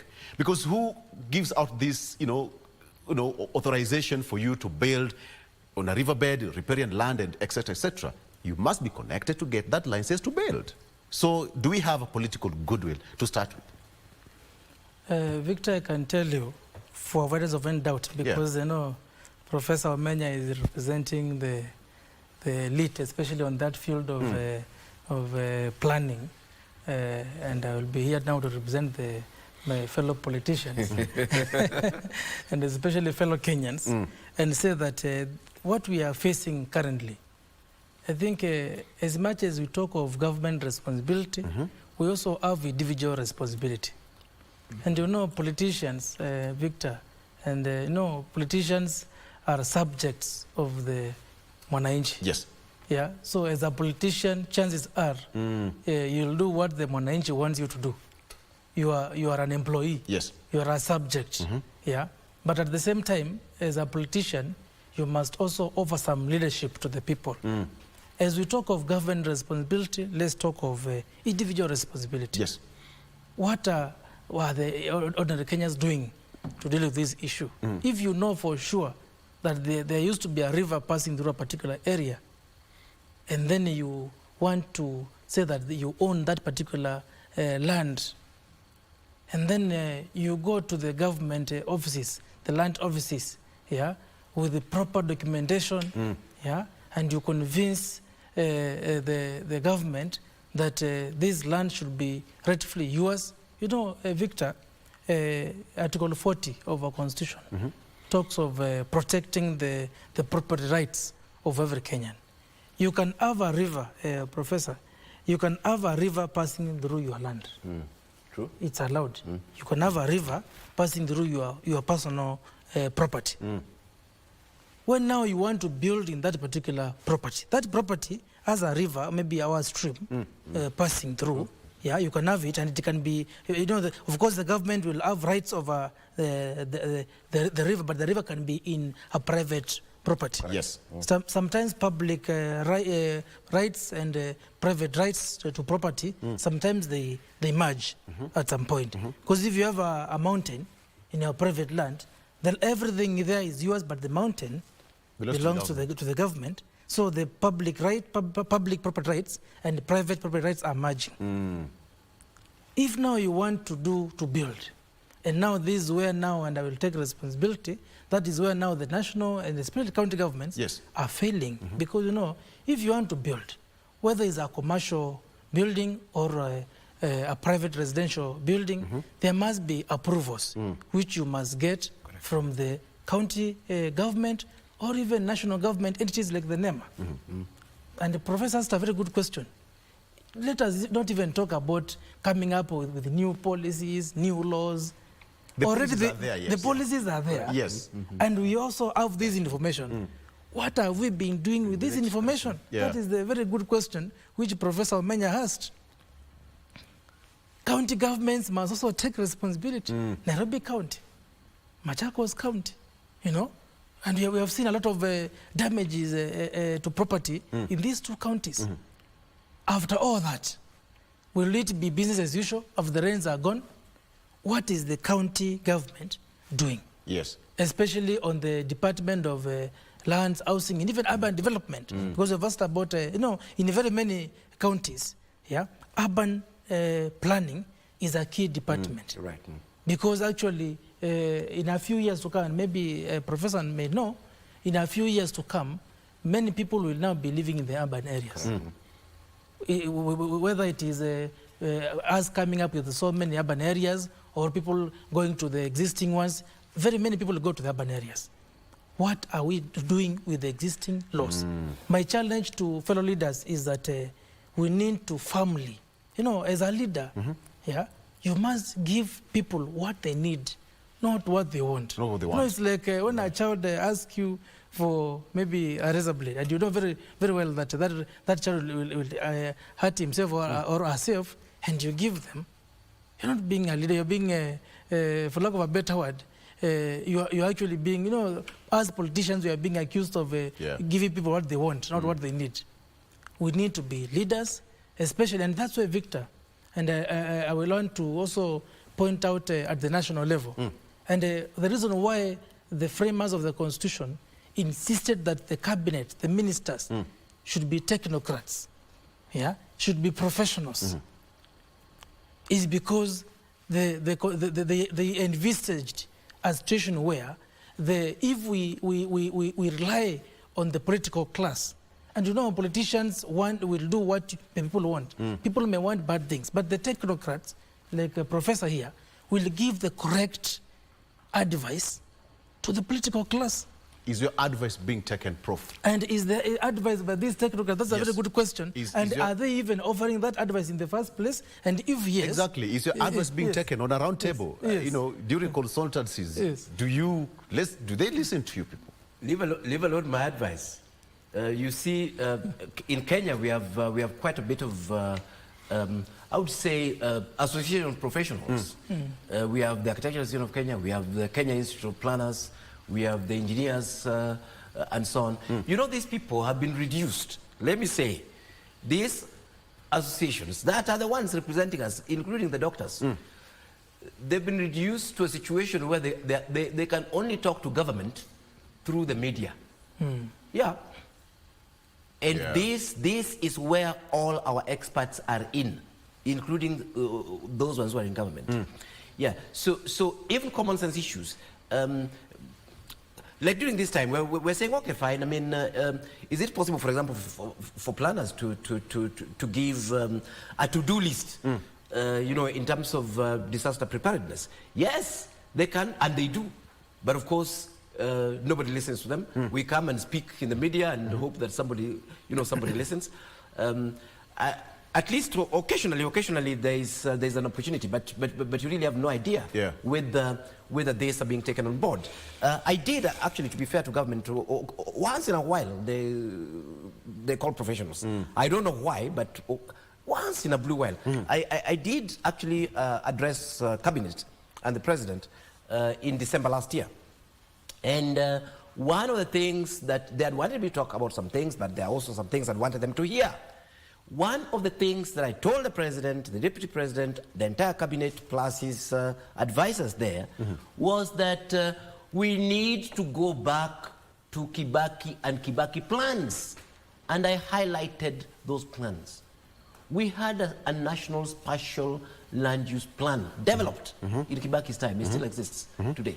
Nobody worries about it. Because I was telling them that it is important that we think about every square inch of this country. Yeah. Currently, I know where our discussion is biased a little bit towards urban. However, these challenges we're talking about, whether they're the challenges of floods, we've seen tourists being marooned in the Mara. Yeah. Yes. Actually, there's an evacuation happening right now. We have seen Kisumu, Ahero, Nyandu plains. People actually, being flooded in those places. Those are rural places. We have seen, people in Tana River. In Tana River. Yes. Actually being flooded. We've seen animals, being swept. And what we're saying was that you see, we need, from a planning perspective, we need to look at everything. We need to look at the whole of our country. And the good thing is that we have, we actually do have that plan. We just need to go back to it. So what can we do? Because when you talk about rural area of Ahero, yes, what can be done? Because those people exactly. Yes. You see, from planning, and it's linked with policy, the way planning is done is, planning is almost a policy document, yes, as it actually were, including land use planning. Typically what happens is that you are saying this particular place is suitable for this particular use. And it is unsuitable for this particular use. A good example is to say this place is actually good for agriculture. If you look at, say, the Yala Swamp area. Yes. The Yala Swamp is excellent for particular type of agriculture, rice and so on. But it is totally unsuitable for settlement. Yeah. If you look at the Nyando side, same thing. If you look at the Tana side, in fact, incidentally, in terms of our pick and choose government, we decided that some of those areas will actually use them, to prop up our agricultural production, sugar and so on. So this is the point that planning is a rational exercise where we come and say, this place naturally behaves like this. Therefore, this is the most suitable land use, including leaving the land untouched. That's land use. Yes. Where we're saying this place is for wildlife, where we're saying this place is for cleaning the river and so on. And then, of course, through that, we will be saying these are the ideal places for planning. I mean, for human occupation. So I said, look here, we need to actually go back and ensure that every single inch of this country is planned. Number two, from that national plan, we have the county spatial plans. That's where the county governments now come in. That breaks the national plan into 47 different plans. And then they're able to go deeper, picking the ethos in that national plan, saying the national plan says this place is a park. Now as a county, what are the details of this particular park? And so on. And then we bring those plans all the way to urban area plans, not rural plans, and so on, and then to sector plans, because you'll be having plans for roads, you'll be having plans for drainage, as we're talking about, and other infrastructure plans. So, but the issue is not whether we have the plans or not.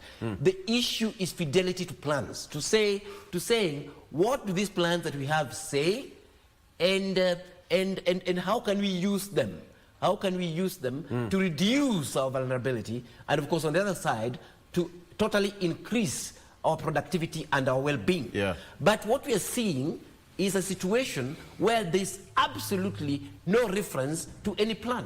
We have regional plans, we have plans for these riparian areas and riparian waylives being done by different agencies and so on. And believe it or not, the law in Kenya is so specific about planning. Yes. It says that all plans must be integrated and must be GIS based. That is the law. That's the constitution of Kenya, of the Republic of Kenya. That's how progressive it is. There's a point that it was envisaged that, you didn't want a situation where good things in one plan would actually be subverted by another plan. Yes. That is partly why the plans had to be integrated. But Victor, what you're talking about here, number one is the plans. But the second bit of it is that we need to actually implement those plans, or at least ensure that the ethos that are in those plans are not violated. And I'm telling you, the violation is everywhere. You move around this country, people are built on rivers. Even in I come from Nyanza, I come from the lake. the only thing that's helping us a little bit with enforcement is nature. This guy went and put an entire entertainment place on Lake Victoria, and Kenyans were very happy. They were very, very happy, you know, going there to dance on the lake until the lake remembered and came back and actually washed away everything. And the fellow was crying that his investments had been washed away.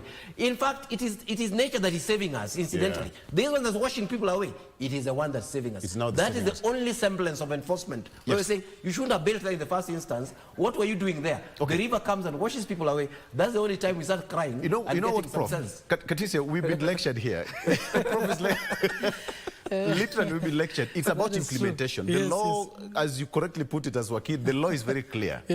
But the implementation bit of it is now what's lacking. And nature, at some point, the way Prof is saying, is coming back to call it its rightful place. So the implementation bit of it, what makes it so hard for us to implement? Is it so painful? Is it so bitter to swallow these implementations? Or where do we miss that mark, so to speak? Thank you, Victor, and also I must thank Professor for the lecture. As a leader, I must also learn on behalf of my people, because when I go down there in Kitui County, I will properly enlighten them on these matters. Victor, what I can say is that I agree fully with the good professor, Professor Omenya, on the fact that we have so many laws, so many policies on how to plan for our properties, how to plan for our development in the cities, in the rural areas. It's a matter of implementation, I agree. And the real responsibility lies with the people and also with the government. You know, when I was growing up, Victor, I was being told that everywhere, you know, where we have rivers currently, Professor, is where people used to pass. Maybe with their livestock, with cows. No, cows with their hooves. When they pass there, they'll create like a stream. Yeah. So what am I saying? That everywhere, every surface is a potential river. Correct. Is a potential stream. Yeah. Yeah. Already we have existing streams, we have existing rivers, but everywhere you go, that's a potential river. Because when we develop land, and we fail to come up with proper drainage system, because if it rains and that water maybe from the roof goes down, it will create. It has to look for a way of going elsewhere, and it may create a potential stream which may now later become a river. Correct. And if you look at the Nairobi, for example, around every estate, there is like a stream somewhere where people direct the sewage or the roof water. Yeah, there is like a stream somewhere. So as we want to plan for the future rivers and future streams, we must also deal with the current. How are we stopping, or how are we controlling this drainage issue? Because in my opinion, it's a drainage issue, especially in urban areas. How do we control this drainage which comes from the houses in that particular area? Yeah. When we come to now the existing rivers, and Victor, sometimes I teach property law, yeah, and you know, there's what we call a compulsory acquisition of land. Correctly. If my simple advice to the government would be, wherever you see, and you know there's this famous riparian land issue, where Taj Mahal was demolished and other buildings were demolished, and the government acquired that land compulsorily.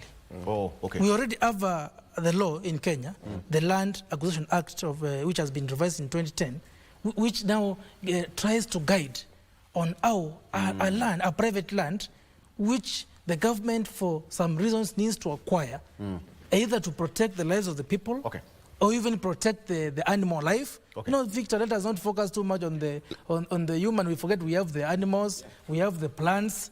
The snakes which have been swept away at...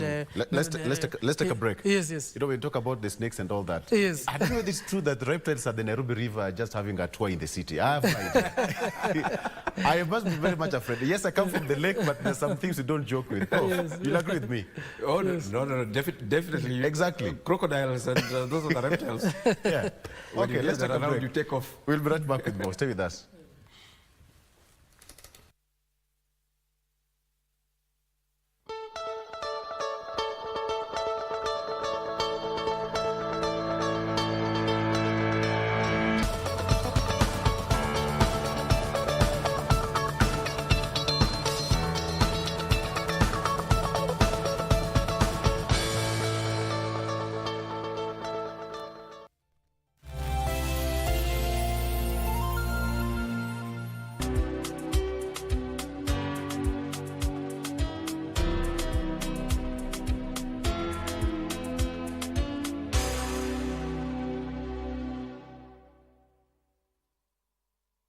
Mpenzi mtazamaji wa runinga unayoipenda ya KBC Channel 1. Over the years, we have been at the forefront of broadcast trends to bring you the best of news, entertainment, how high and how and sports. Thank you for joining us. You have the power to take your favorite broadcaster to the top. KBC Channel 1 has been nominated in the TV Station of the Year category in the 7th edition of the Kuza ICT Awards. Favorite TV station. To vote for KBC via SMS, simply use the short code 15601 and follow the prompts at no cost. Or visit www.kuzaawards.co.ke and follow the registration instructions to vote. KBC Channel 1. Kenya's watching. Matunde, who are you? I am me. I. Come out here and knock properly. What's just me, sir? My eye go to the toilet. You are growing water and you are becoming backward and primitive. Correct. Sasa uko wapi sai? Mombasa. Mnaenda wapi kama mtaniliva? Chukua. Mulikula tena mbombo. There's difference between kitchen and chicken. Wewe nataka nini kwa maisha? Gari. Don't just locomote in the name of driving a car. You should get a machine. Nimenunua gari na ni mpya, waende nayo wakuche walete vitu haraka haraka, siku wapi?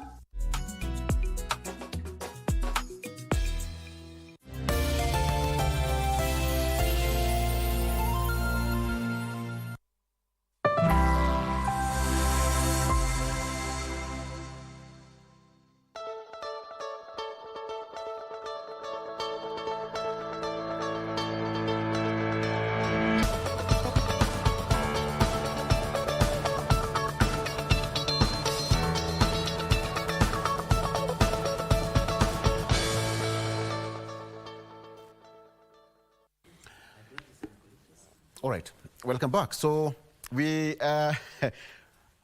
Katisa, we need to pay school fees. Yes, we need to pay for school fees for the prof, because this lecture cannot That go. is true. That is true. Yes, we have to pay for it. Yes. Okay. Anyway. Okay, so let's look at you are making your submission. I was making my submission. Go ahead. And very humble submission. As a professional, apart from being a politician, I'm also a professional. And actually, this is an area which I have a lot of interest in, the area on property rights. Yeah, and sometimes I teach on property law. And this is an area, you know, a professor has spoken about land planning. There's also what we call the land use. Correct. Yeah, how do you use the land? Correct. The economic use, the agricultural use, and actually when the commercial break, Professor was sharing with me that you may have a big area of land, and if you realize that some part of the land floods, or maybe is swampy, you can use it for agricultural purposes. Yeah. Not about putting a building. So what I'm saying, Victor, is that we need as Kenyans, learn on how to properly use our land. And what the national government can do, and even county governments, Victor, is that we need to talk to our people. Yeah, you know, it's a matter of culture. We need to talk to our people and let the people know the importance of not using land in an improper manner. These are issue of land use, Victor. If I may say it in a nutshell. Yeah.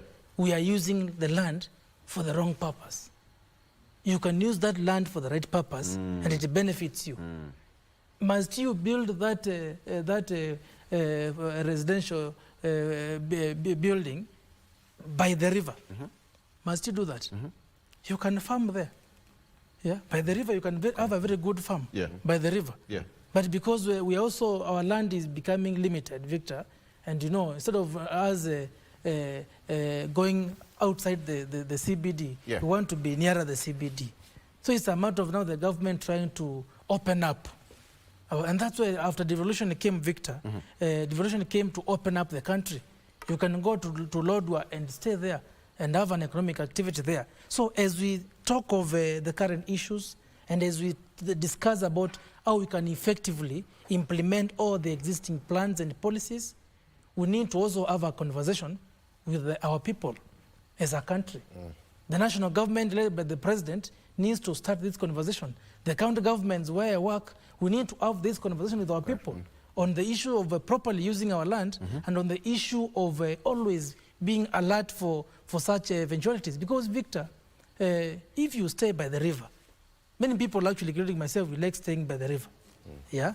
Maybe because you can walk short distances to fetch water. You saw what happened in Madongo area in Garissa, where the river Tana takes a corner, and it was so full it just took the shortcut. Yeah. And houses were swept away. So my advice to our people is that we need to properly use our land. And if the government tells you, like I saw a very elaborate circular by the Minister of Interior to all Kenyans, and trying to point out the areas which can be affected, and chances are, Victor, many people will ignore. Yeah, true. And say, this one will come and go. Excellent. So we need to have that particular conversation with our people, because the responsibility, and I want to echo what the former President Uhuru Kenyatta used to say about insecurity. And he was saying that security begins with you. So even in matters of dealing with these disasters, it begins with us as Kenyans. Before you point out a figure at a particular leader, first of all, you are the one suffering. Exactly. That person may be somewhere safe, being protected by the state, or they are protecting themselves. But you are suffering, you're in the cold. If a recommend does not come with Sisi kwa Sisi and Red Cross, what will you do? Yeah. So it's a matter of, for lack of a better word, trying to apply some common sense. That really connects with a gentleman called Ndungu Wainaina on X, that's on Twitter. Ndungu says that the ongoing floods have shown why county governments and the national government have require a strong supportive policy and legal framework to perform their functions. Existence of adequate resources, structures and systems, personnel with knowledge, skills and competencies, and proper financial management. Prof. I cannot agree more, actually. I think that is that's actually very true. Remember that one of the reasons why we are actually speaking about these things and sort of putting pressure on both county and national government and other agencies is because we think they can do it. We actually think they can do it. It is not necessarily just to put them down and then we walk away.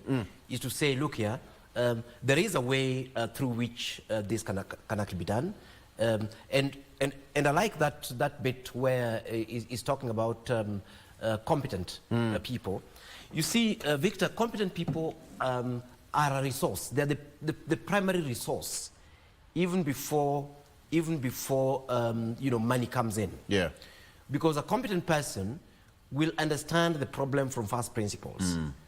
And a competent person will be able to innovate, to say, okay, fine, this is the situation we are in. These are the resources that we have. How best can we use them to, to avert this particular disaster or to mitigate this particular disasters? And from where we sit normally, as a sustainability expert, I also work on sustainable urban development. One of the key things that we normally start with is to say, what are the no-cost interventions that can be done? It doesn't mean that everything that we do must always have, a big financial cost. If people shifted, from one section of the land to the other, or temporarily leave their place and so on, those can be really low cost to almost no cost, sort of interventions that can be done. Regular maintenance that that is being done by cities and so on, or just a basic thing. Let me give an example. If an expert, if a planner, the climate change experts, these are the people within the county, the disaster people. If they're sitting with communities together with what do we call them? The interior people, that county, national government system in the counties. Yes. They're sitting with communities and saying, look here, guys, let's put our heads together. These floods are coming. We already have information from the Met. What can we do? Victor, let me say it on air. The biggest survival mechanism of the human is not money, is not roads, is not arms. It is his brain. The reason why we are here and we are so many is because we are brighter than many other animals. Once you put humans together and they willingly decide to use their brains to think about an issue, they will find a solution. They will find us a solution, Victor, I can tell you. Yes, some solutions may require a bit of money and so on. In fact, they'll put money itself as one of the problems they need to sort out. Yeah. To say, look here, we don't have money, but the floods are coming. What can we do? But that is what is not happening. That is what's not happening. People are not putting their heads together. The personnel we have within government are not being enabled to work or have abandoned their responsibility. This planning we are talking about, we are planners. Yeah. In all these, within government, we are planners within counties and so on. But you see, we have this mentality that I, Omenya, can only do something if I've got money. Remember, God may not give you money, but God has given you a brain. God has actually given you a brain. In fact, you are being employed there because you've demonstrated aptitude, and aptitude is simply use of your brain in a particular field. Not because you have money. It's not because you have money. So this is what we are saying, that let us not behave like there's nothing we can do unless we have these huge amounts of money. Yeah. We mentioned the colonial government achieved quite a bit, actually, with almost no money. A lot of it was common sense issues and so on, where we're saying, look here, we're going to do a dam. Let's look at the dam scenario. We're going to do a dam. A dam is nice for recreation. We can make some little money from recreation there. A dam holds water that we can use for irrigation. So it's linked to the agriculture, aspect.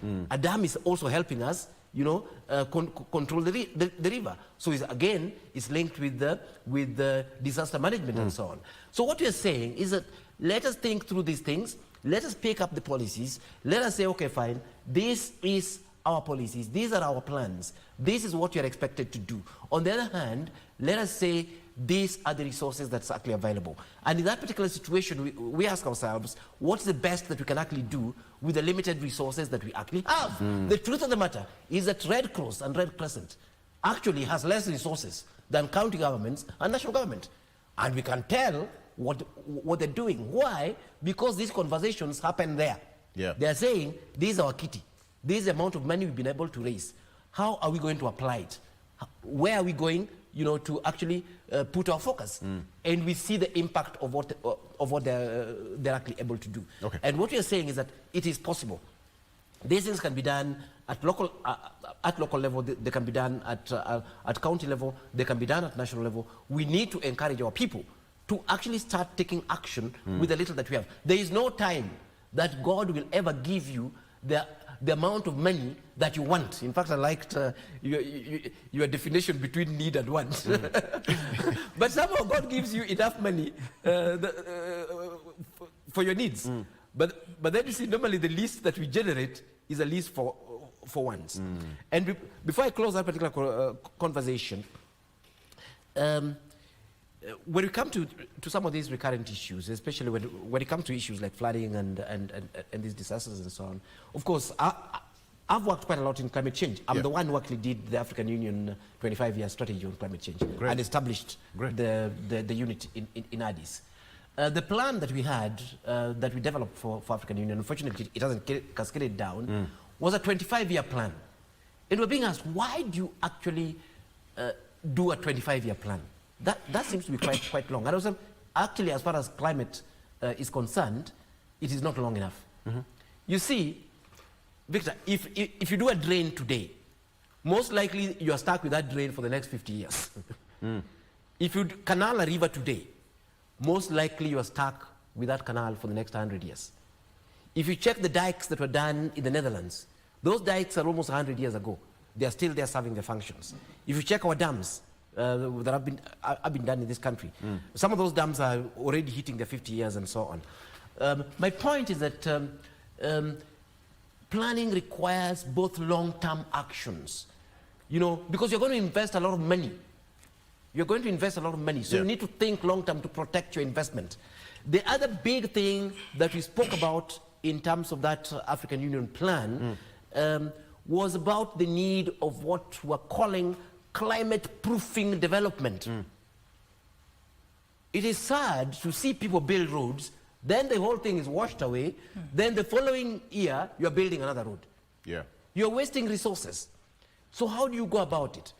You need to consider a situation where the road will be washed away. So you build a road that cannot be washed away. The road that cannot be washed away will cost you a little bit more. Yeah. But what are you doing? You are actually climate proofing, you're weather proofing that road.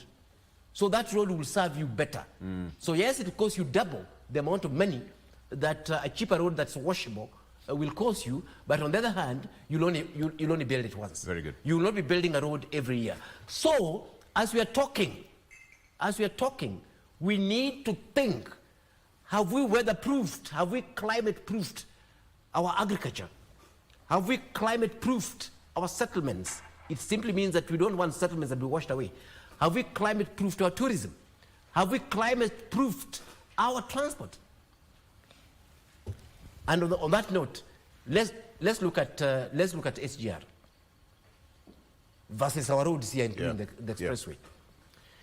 Did you hear that the SGR stopped functioning because of flooding? No. That and you can see when the SGR is passing by his place there and is passing by Ukambani, the SGR is passing like 6 stories up there.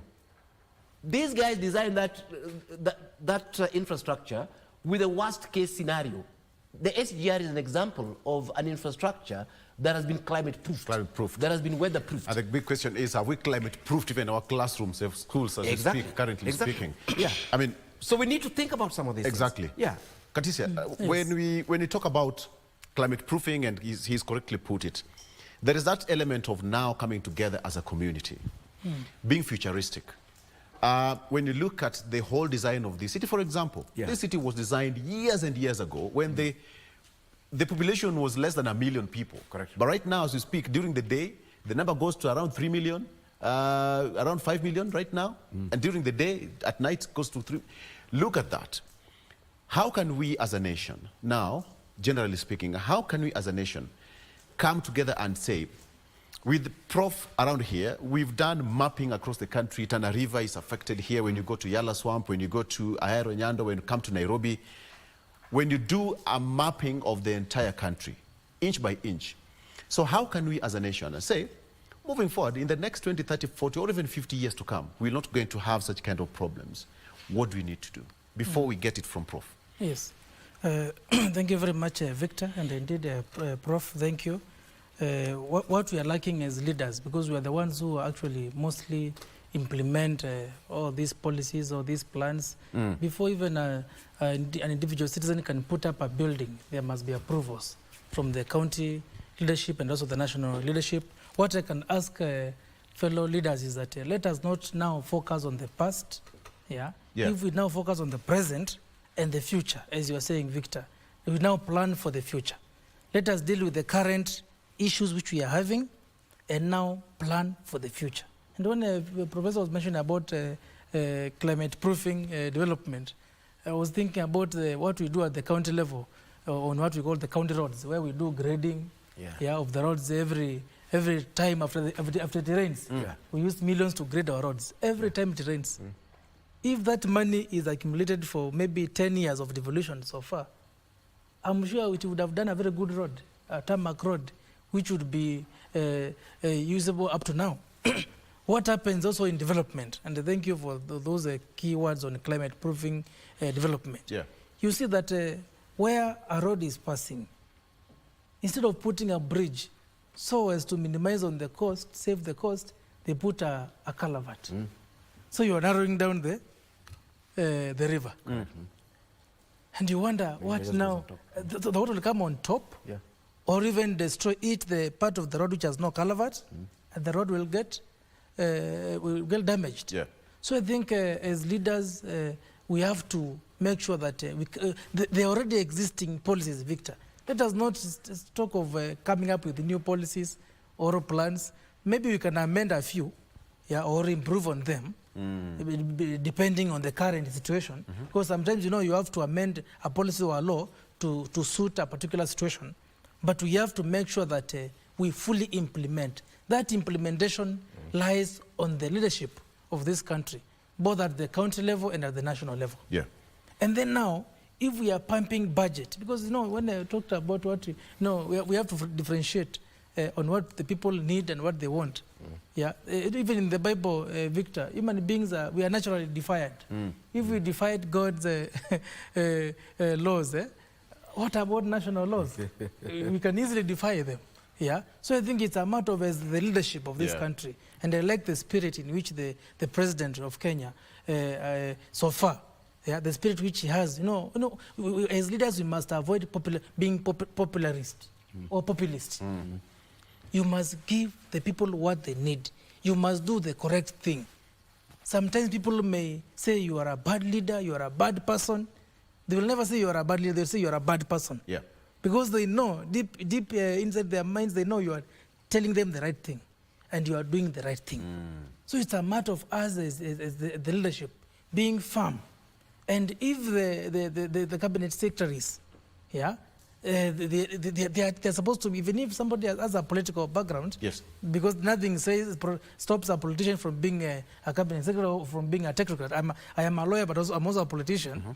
If a cabinet secretary or a PS or a government officer is in a particular department, they must do the correct thing. Exactly. If it's a matter of planning, Victor, you can easily say, no, this building, I disapprove it. But Victor, you find out that many of these developments in dangerous areas, if you follow their routes, maybe there's a politician behind.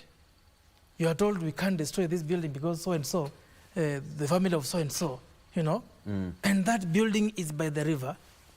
And because you can't destroy that building, other people will come there and claim that, you allowed this person to build here, we can also build, and that will continue on like that. So I think it's a matter of us being firm as a government, very firm, and also our people will understand. When you are very firm, Victor, to your child, as they grow up, they will later appreciate, my mother was very firm, that's why I've been able to achieve this. So I think if you look at, and I think when the president there's a time he was issuing his speech and he compared us to, I think he mentioned some countries like Singapore. And there's a very famous Prime Minister of Singapore who was extremely firm and tough. Exactly. Go there, All right. Victor. You'll see that the rivers are there. Sometimes, Victor, in those developed countries, you'll see a river which is beneath a building. Because the river must have its way. That is nature, China. as what Professor was saying, nature must have its way. It's upon us to live with nature. Exactly. You can't fight nature. Exactly. Yes, Prof. Yeah, no, I definitely agree. I totally agree that we need to, we need to work, and we also need to look at these things as integrated. Yeah, I think part of the issue that we have is, I would call it an issue of selfishness that is very strange, where Victor, all these developers, yourselves and so on, a lot of Nairobians, if you ask them that, where does your sewer go? It goes to the manhole outside my place. Eventually, where does it go? Many don't even know where the sewer works for these cities. If you ask the person that the water running on your whatever, this water that you use for washing your car, where does it go? Many people are actually not bothered. So you see, but if you look at it, partly how nature works, I mean, and it's so simple. Nature works in an integrated way. If you use that same river system, you find that water comes from those rivulets plus walkways, up and down, whatever. Then they join these smaller rivulets. Then they connect to tributaries and so on. In fact, many Nairobians don't even know that their waste end up in Indian Ocean through the Athi River system. That's where it goes. After waste has been treated in Nairobi, it's pumped into the Athi River, into the Tana Athi system, and the Tana Athi meet, up there, to the ocean. So the first thing with these sort of flooding situations and so on is always to look at things as being integrated, because otherwise, if you block part of that system, you're choking the system. It will cause problems. Yes. I always use the heart and the capillaries. You can't say that no, the heart will continue pumping and blood will continue moving, despite the fact that I've blocked this particular capillary on my hand, or I've cut the one on my leg. If you cut that one, it affects the whole system. If you have a clot in one section, it affects the whole system. So we need to look at this thing as a complete system. We did design, in fact I was part of the team that designed, we call it MOS, the Metropolitan Open Space System for Johannesburg. And Johannesburg is actually a shockingly flat place, very, very flat. Way more flat than Nairobi here, or even Cape Town. But Johannesburg hardly floods. But it's because, you know, Johannesburg had a system, and of course we came back and reworked it, that looks at every single space in Johannesburg and how that water gets out of the city. From your house to the city, from every road to the city. It's called MOS, the Johannesburg Metropolitan Open Space System. But you see, here we are, that we can't even account for water in a neighborhood, leave alone a whole city. And I'll go back to Victor, to what I was talking about there in terms of that national framework. Yeah, because when I look at this disaster at national level, it is a situation that can only be dealt with at that level. But remember also that another disaster will be coming. Now, the disaster that will be coming from lack of rain. This is how stupid we are. That now we are crying because of floods that are being washed. It's a sad reality. And I'm telling you, in 6 months, we'll be crying because there's no water. Because there's no water. The amount of water that fell on one of these days is enough to keep the nation for a year. Yeah. But the bigger point I wanted to say was that, you see, Kenya is God loved us. I mean, is an endowed place. I've traveled in every single part of this country. Believe it or not, Mandera, River Dawa, up there. River Dawa is able to feed the nation, leave alone just northeastern. And a huge river. Now I know it's full. In fact, it's normally full about, you know, between 6 to 9 months in the course of the year. And those are desert areas. What are we doing with the water from that river? You see, this whole idea of damming, linking that with agricultural production, linking that with recreation and so on. We can talk about all our rivers. We can talk about Tana River, Tana Ati system, and the way people are being flooded in Tana River. Yet that is our biggest agricultural potential, again, on account of that river. Whether we're looking at the Mwea system, that again is on the Tana Ati system. That's our biggest rice producer in this country. Whether we're looking at River Nyando, itself, that passes through Ahera and washes all the Luos in Kisumu. That is also a rice production area. Whether we're looking at River Nzoia and Yala. These rivers, they do many things for us. They drain, they do many things. Of course, sometimes they've got too much water. Whether we look at River Takwel, up north. So there's hardly any part of this country that doesn't have a major river system. But the key question is that, what are we doing with it? And some of them, to be fair, government had thought about damming. Because from here we can get electricity. From here we can actually get our agricultural produce and so on. And at the same time, tame the river so that it doesn't flood us. That's why I was saying that we need to look at this thing nationally. We don't need to just look at, there's a saying outside there, that never allow a disaster to go to waste. So we need to be thinking that, yes, how do we deal with this disaster in the future and make it and make the best out of this huge water that we're talking about as a nation. Thank you so much. This can only happen through a conversation between national and county. That is Professor Alfred Omenya. Gentlemen, we just have to leave it at that particular point. I'm so sad that we just have to leave it here. But, you know, somebody's asking me, today is iron politics. Everything is politics. Everything is politics. We don't have to talk about Azimio and Kenya Kwanza in, you know, on iron politics. This is politics itself. We talk about matters that really is going to mold us and what's going to help us out there. Many people have lost their lives, and we just hope that it's not going to continue or even to rise, even as the rains continue to pound us. That is Kevin Katisa, who is an advocate of the High Court. He's also the Speaker of the County Assembly of the great county of Kitui. Asante sana for joining us, as well as Professor Alfred Omenya, who is a principal researcher, as well as environmental architect, helping us to crunch those numbers and the figures that we need and get the sense out of it. Thank you so much, gentlemen. Before we go, someone is, just a quick feedback. Cheruiyot, Mary Cheruiyot says that he's watching from Nyamira border and Kericho County, that way. Samson Ongaga saying that he's watching from Osieko Beach. That is my place. Osieko Beach is deep down in between some down there. That is towards Uganda. And Katisia, that is Jeff Muli. Jeff Muli saying that congratulations, Honorable Speaker, watching from Seikuru. Oh, okay. All right. That's where I come from. You see.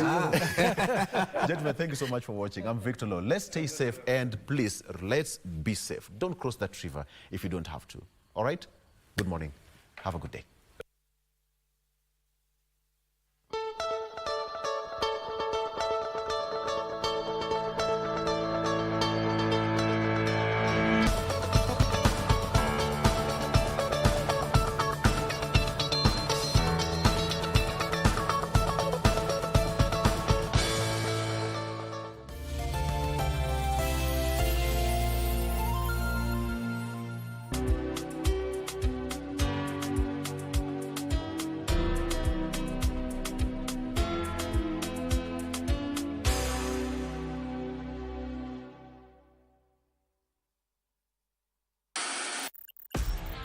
On KBC Channel 1, we are a TV station like no other.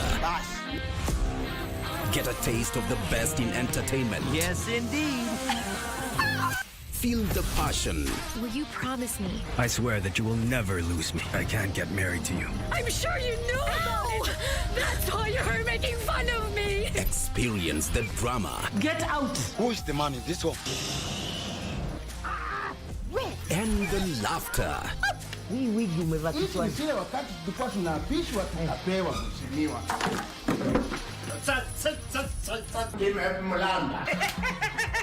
Move to the beat.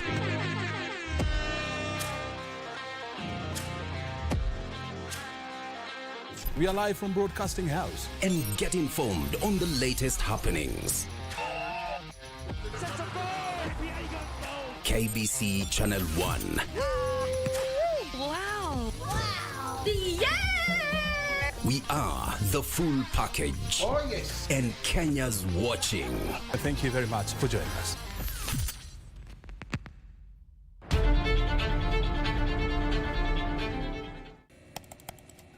Technology has become a crucial part of our society. Without technological advancements, so much of our everyday lives would be drastically different. As technology develops, it strives to fulfill the changing needs of society. This means that technology exists to help us achieve the things that we wouldn't be able to achieve without it. Take on Tech looks at the advantages and downside of technological innovation in a world that is becoming increasingly dependent on new digital technologies. Every Monday at 10:30 p.m. Are you a talented artist? Or are you passionate about a topic you want to discuss? But money can be very hard to find for an upcoming artist. Don't worry, Studio Mashinani has got your back. Sign up on ajira.co.ke to book a session with your music and video producers across the country. Work on your music, jingles, spoken words, and even podcasts to realize your dream. All for free. Studio Mashinani, Radani Talent.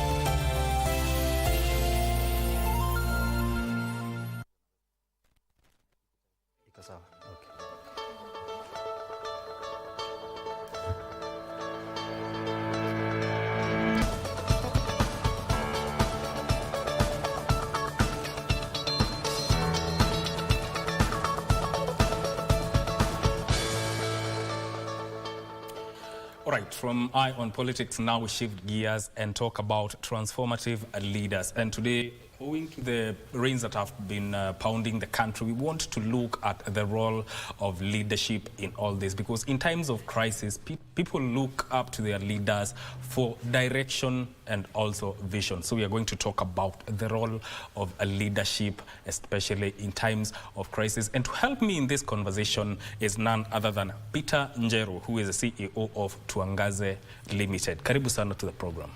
Thank you, my brother. How are you doing this morning? We're doing well. Yes. It's a chilly morning. It's been raining overnight. Yeah. But we thank God for the rain. Yes. Also want to observe that there has been some disasters because of the rain that's been pounding. Yeah. And also my message of goodwill to every family that has been affected by the heavy rains. Yeah. And request that all of us try to keep safe. When you talk about leadership, first of all, I would want to know or get to know your perspective on leadership generally. Thank you. Basically speaking about leadership, we are simply talking about influence. Leadership is all about influencing people from being able to move from where they are and go to where they ought to be. And therefore, there is no better understanding of the term leadership than the simple aspect of knowing that if you're a person of influence, wherever you are, whether at home, whether in college, whether at any office, you don't even need to have a big title. Yeah. Wherever you are, if you're a person of influence, you are a leader. Now, in times like this, where does the role of leadership coming now and help to lead people, give them hope? Just like we've just defined leadership in a simple term, the role of leadership right now in the current situation, the crisis the country and the world is in, is to influence people to be able to respond effectively to the crisis that there is. We don't have much time to come with strategies and structures and systems, but we can quickly define approaches and actions that are able to mitigate the negative effect of floods. These would include like telling people, don't cross that river if you don't have to. That's providing leadership. Telling people, if you are in low areas, move to high areas so that you are safe. And as you influence people to take the right decision and action, you are providing leadership. The other thing we can do at our level as ordinary citizens is also to increase awareness. That you see where you stay, there's a high likelihood of landslides and all that. There is high likelihood of floods. Encourage your neighbors and friends to be able to move to higher areas so that they are safe. The moment you do that and people respond positively to your guidance, then you are showcasing cutting-edge leadership capability. Yes. The other thing, we can look at it from the perspective of now the so-called leaders. What the government is supposed to be doing at this moment in time, what the local administration, the county government are supposed to be doing at this point in time. And these things would range from localized interventions to what you can call national or global interventions. One of them is providing equipment for evacuation when people are marooned by these floods, provide evacuation services. The other one is getting shelter for the people whose homes have been swept away or are currently marooned by water. The other thing is make sure those people whose food have been destroyed by this flood and this rain don't go hungry. Provide relief to them. Some have no clothing, provide clothing for them. Some are sick, provide medical services for them. So at this point in time, we are talking about reacting, not proacting. And therefore, we need to see that reactive nature, reactive approaches by our leaders being able to be brought to where they are needed most. Is it the aspect of adapting to the situation? Of course, all what we've discussed is adaptive approaches, because we cannot say we are planning on a response that is being predicted to come several weeks, several months, several years to come.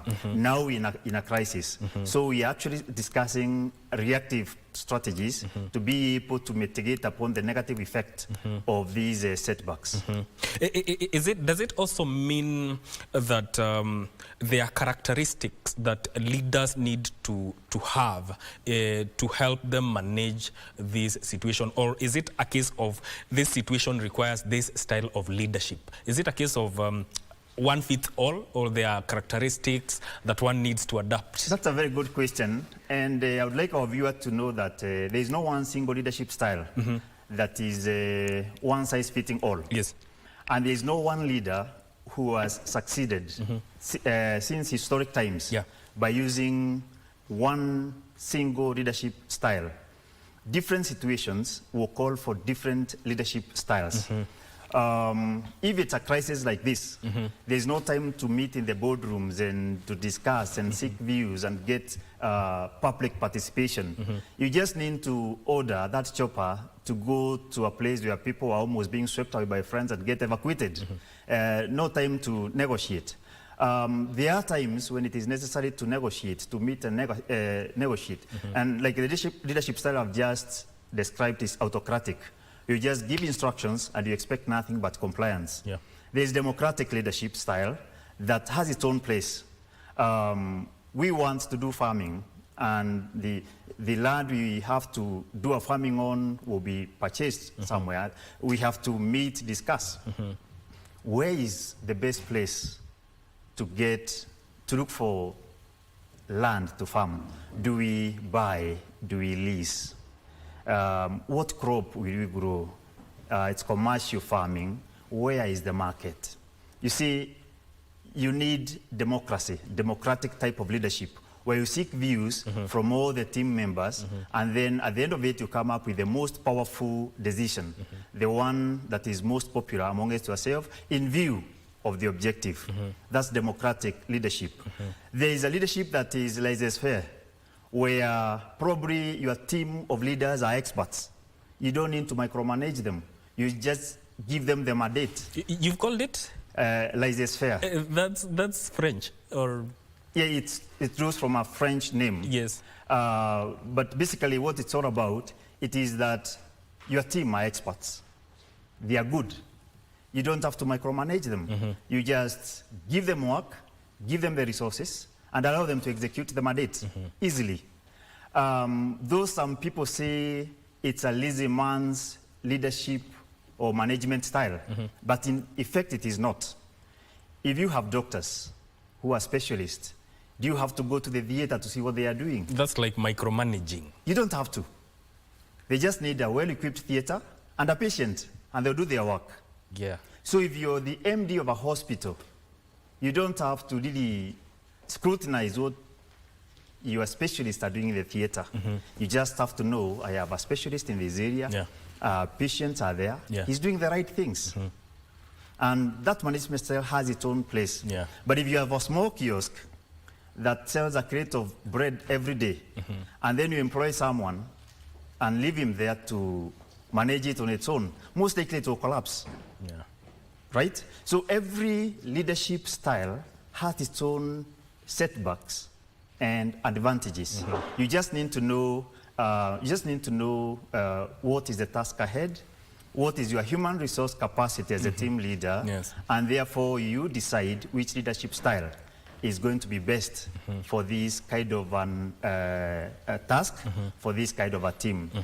There is a leadership style that is autocratic, I talked about it, democratic, we've talked about it. There is a one that is also transformational, whereby you want to empower people. You want to challenge them to be able to go an extra mile, do things that they thought they cannot do, but deep within you, you knew that with empowerment, they are able to rise up to that occasion. That's transformative leadership. From where I come from, my brother, we propagate an ideology of leadership where we say, lead where you are. Lead where you are. This is a ministry that's called Equip Ministry, led by international Christian ministries here in Kenya. Our chairman is one, Reverend Dr. Stephen Mairori. And this ministry has trained, our ideology is to train thousands to train millions. So what we aspire to is to make every single person believe that at their own sphere of influence, they can be able, they are leaders. And we say that if you're a student, you can lead in that school without being a class prefect, without being the head boy, without being the dorm captain. You can provide leadership so long as you can influence the small group of young people around you. Is it also, from what you've said, a case of inculcating self-confidence in terms of leadership? The ideology or the area of leadership is not isolated to certain individuals. There are also myths around leadership that probably we can look at given time. We believe that leadership is a character of man. Yes. Leadership is a character of man, in the sense that every man, and in this case, man is a multi-gender name. When we speak about man, we just not just referring to male. We are referring to both male and female. Leadership being a character of man, it means that every living soul is a leader in his or her own right. All what you need to do is to exercise influence in your area or in your sphere of operations. I was talking about when you are in school. Even at home, if you have a house girl, she can provide cutting-edge leadership within that family by executing the mandate that she's been given within that place without waiting for more instructions and more instructions. She can see this equipment needs to be fixed. And then instead of waiting for the homeowner to come and realize this one broke down, activate a button that will cause fixing of that problem. That is leadership. You have talked to your employer that hii pasi iko na shinda. Then peleka kwa fundi, ipelekwe kwa fundi. Then you've shown leadership. You don't have to wait. Bona nguo sijapigwa pasi ndio useme pasi imeharibika. Then you are not leading. Leading is something requires to be fixed. You're at a place where you can give advice, where you can fix it. You be on the forefront to make sure that has been done. In other words, is taking initiative. Yes. What about the approach of coming back to what is happening around the country? What about the aspect of the right man at the right place at the right time as a leader to achieve the right results? Having looked at leadership being a character of man, it is important to appreciate the reality that different people are empowered differently. Talk about talent. And therefore, in terms of the question you ask, lingers more on the area of human resource management rather than leadership. When we talk about human resource management, we also want to understand the different gifting, capabilities, and talents of different people and want to have the right people in the right positions. That's deployment. And therefore, even as we are leaders, we will be more effective in certain areas than in others. And therefore, as we talk about human resource management, we need to have the right people in the right jobs. And sometimes that causes challenges because when you have the wrong person in the right in the right position, it means that wrong person may not be able to execute the mandate that he has been given effectively. It does not mean he's not a leader, but his capability and the role has been, there's a mismatch. And so when we have the wrong people in the right positions, you don't blame the wrong people, you blame the appointing authority. Because that is where now gifting needs to come to play, professionalism come to place. Yes. There's a Chinese proverb that goes, crisis creates opportunities. But then again, as a leader, you need to discern where these opportunities are. Maybe, is there a way that even in crisis, during times of crisis, a leader can identify opportunities that will lead to creating a resilient community after a crisis or a disaster? You've talked about a Chinese proverb. I'll speak about an English saying that goes, problem is the mother of invention. The underlying wave in those two sayings is the same. Yes. And it can't be said better or observed better than what happens in our city here in Nairobi.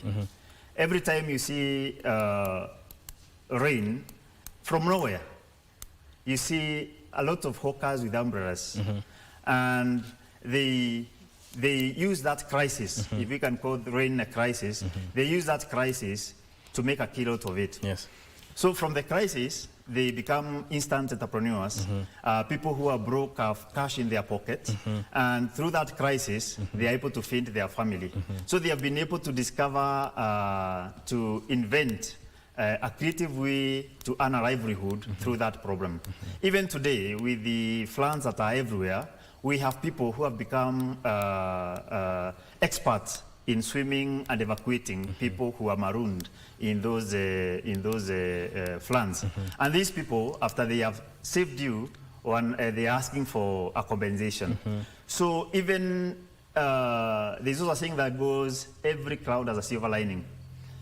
And therefore, we can identify creative ways to take advantage of the current situation so that we can, as the challenge ends, we can be better people.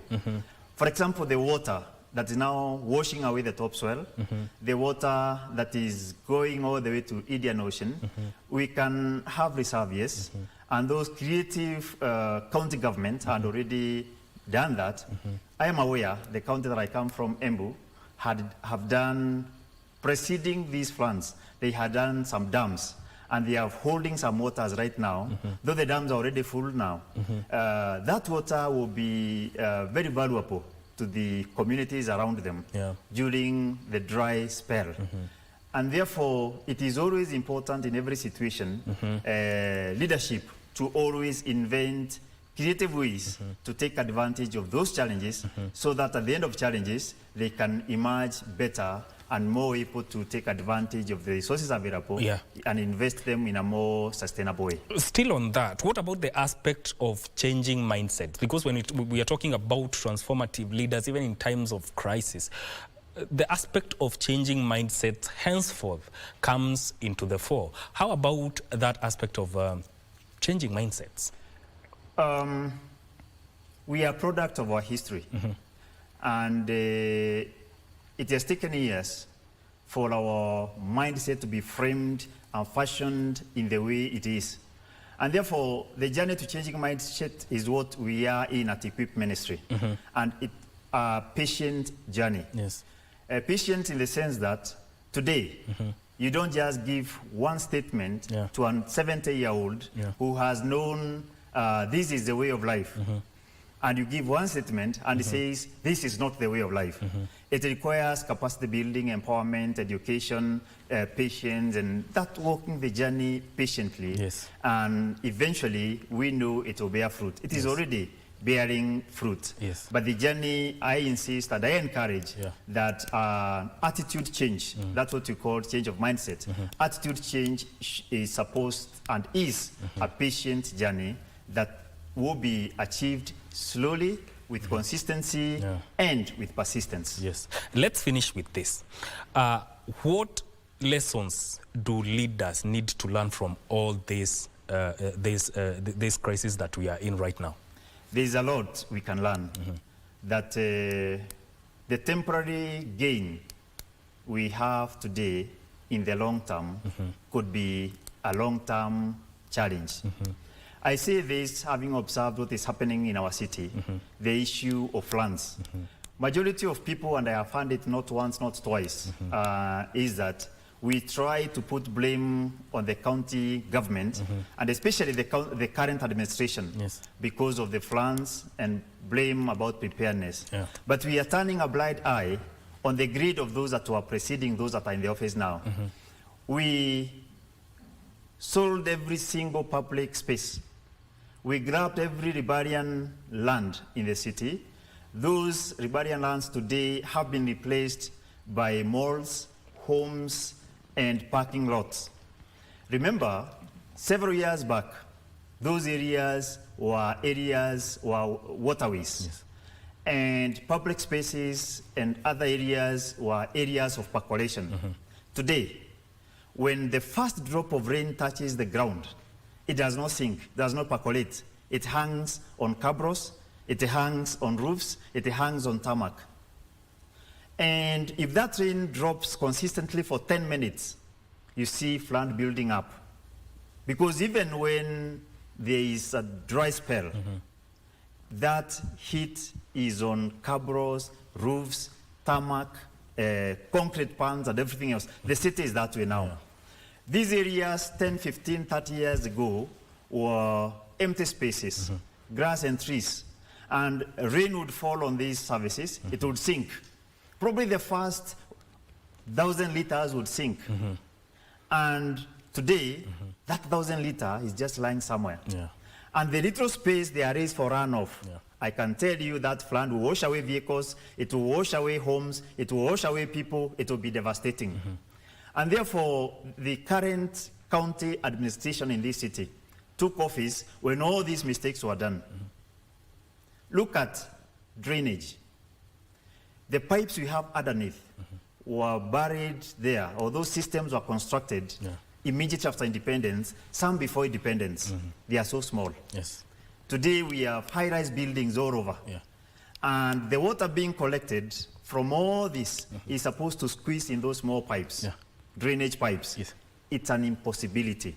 And therefore, what we are having now is a net effect of a consistent wrong actions from previous administrations, but the current administration we have may not be blamed. We can only blame them for not coming now with a sustainable future plan to make sure that we mitigate upon the negative effects of the current challenges. One of these things is a bitter pill, in my view, because the current county administration should be able to reclaim every riparian inch of land that has been grabbed, be able to make the legal framework to reclaim those spaces. If there are public spaces that has been transferred to malls, come up with a legal framework to reclaim those spaces so that at the end of the day, we are able to get proper drainage system, be able to get sustainable development, and be able to have a city we can be proud of. Asante sana. Thank you for making time to come on Good Morning Kenya and share your views on matters leadership when it comes, especially during times of crisis. We hope to host you again. That was Peter Njero, who is the CEO of Tuangaze Limited. This is where we cap matters transformative leaders. My name is Mike Migudongo. Tufa Vivian will be back with more. Good morning.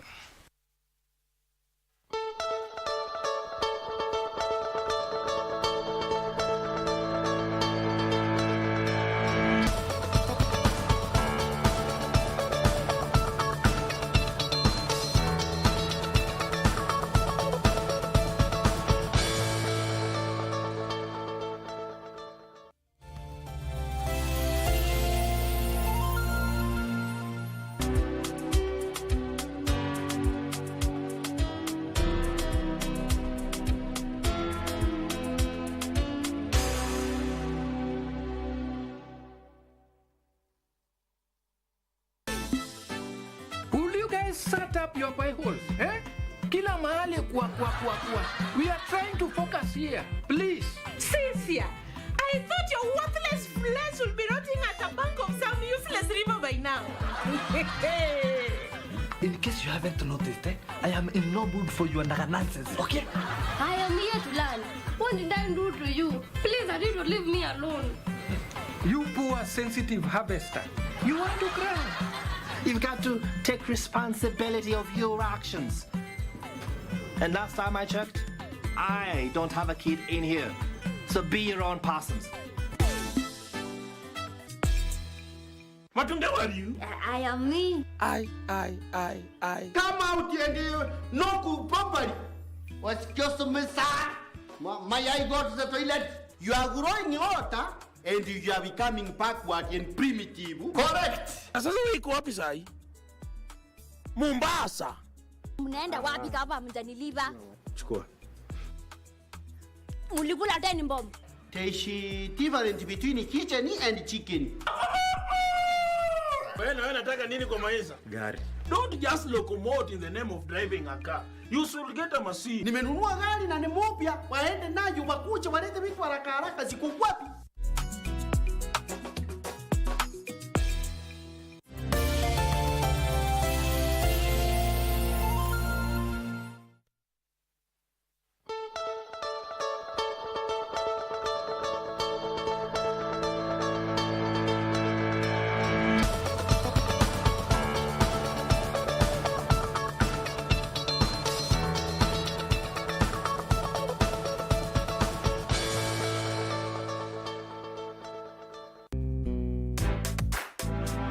In the heart of the Korogosho slums, a remarkable journey of hope and transformation unfolds. This is the inspiring story of the Mngaro Mtaani Foundation and its visionary founder, Torres Sam Omo. I am the founder of Mngaro Mtaani. Mngaro Mtaani was founded in the year 2010 through a dream. Also after passing through a lot. It all began with a young boy's dream. Torres, a product of these very streets, aspired to do something extraordinary, something that would touch the lives of his fellow residents in a meaningful way.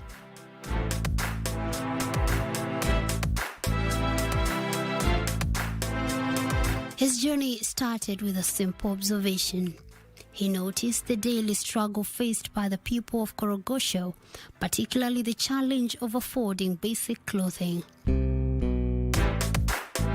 Being in a situation that I have only one cloth, wearing it daily, going with it in the church, being that sometimes I could love to look decent, but sometimes I didn't have something to put on. The same would happen to my neighborhood and my neighbors. So at the time I sat down and started to think about what can I do how can I help this situation.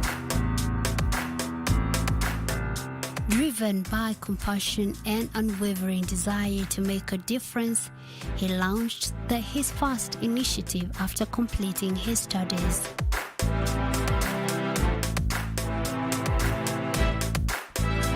The core idea behind this initiative was simple yet powerful. They would collect gently used clothing from those who had more than they needed and distributed them to those who had too little. It may have started as a simple idea, but it quickly gained momentum, providing much needed clothing to families and individuals who could not afford new garments. But the Mngaro Mtaani Foundation does not stop at clothing. As Torres and his dedicated team witnessed the impact they were making, they realized there was much more they could do. Nasalimia tu wote wametusaidia na hii vitu, waambie tuko sawa. Wametusaidia sana. They extended their initiatives to address various pressing needs within the community, such as menstrual hygiene support for young girls and essential assistance for the elderly.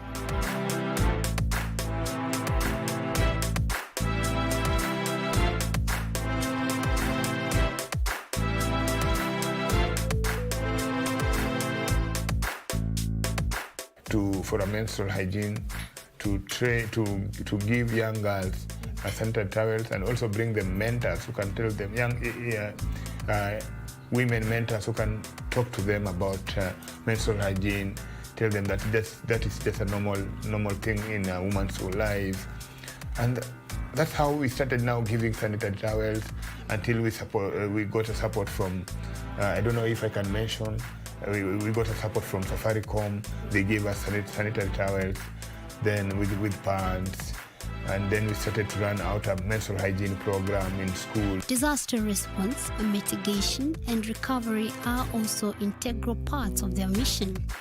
When calamity strikes, the foundation is ready to respond promptly, demonstrating their agility and readiness to serve their communities in times of crisis.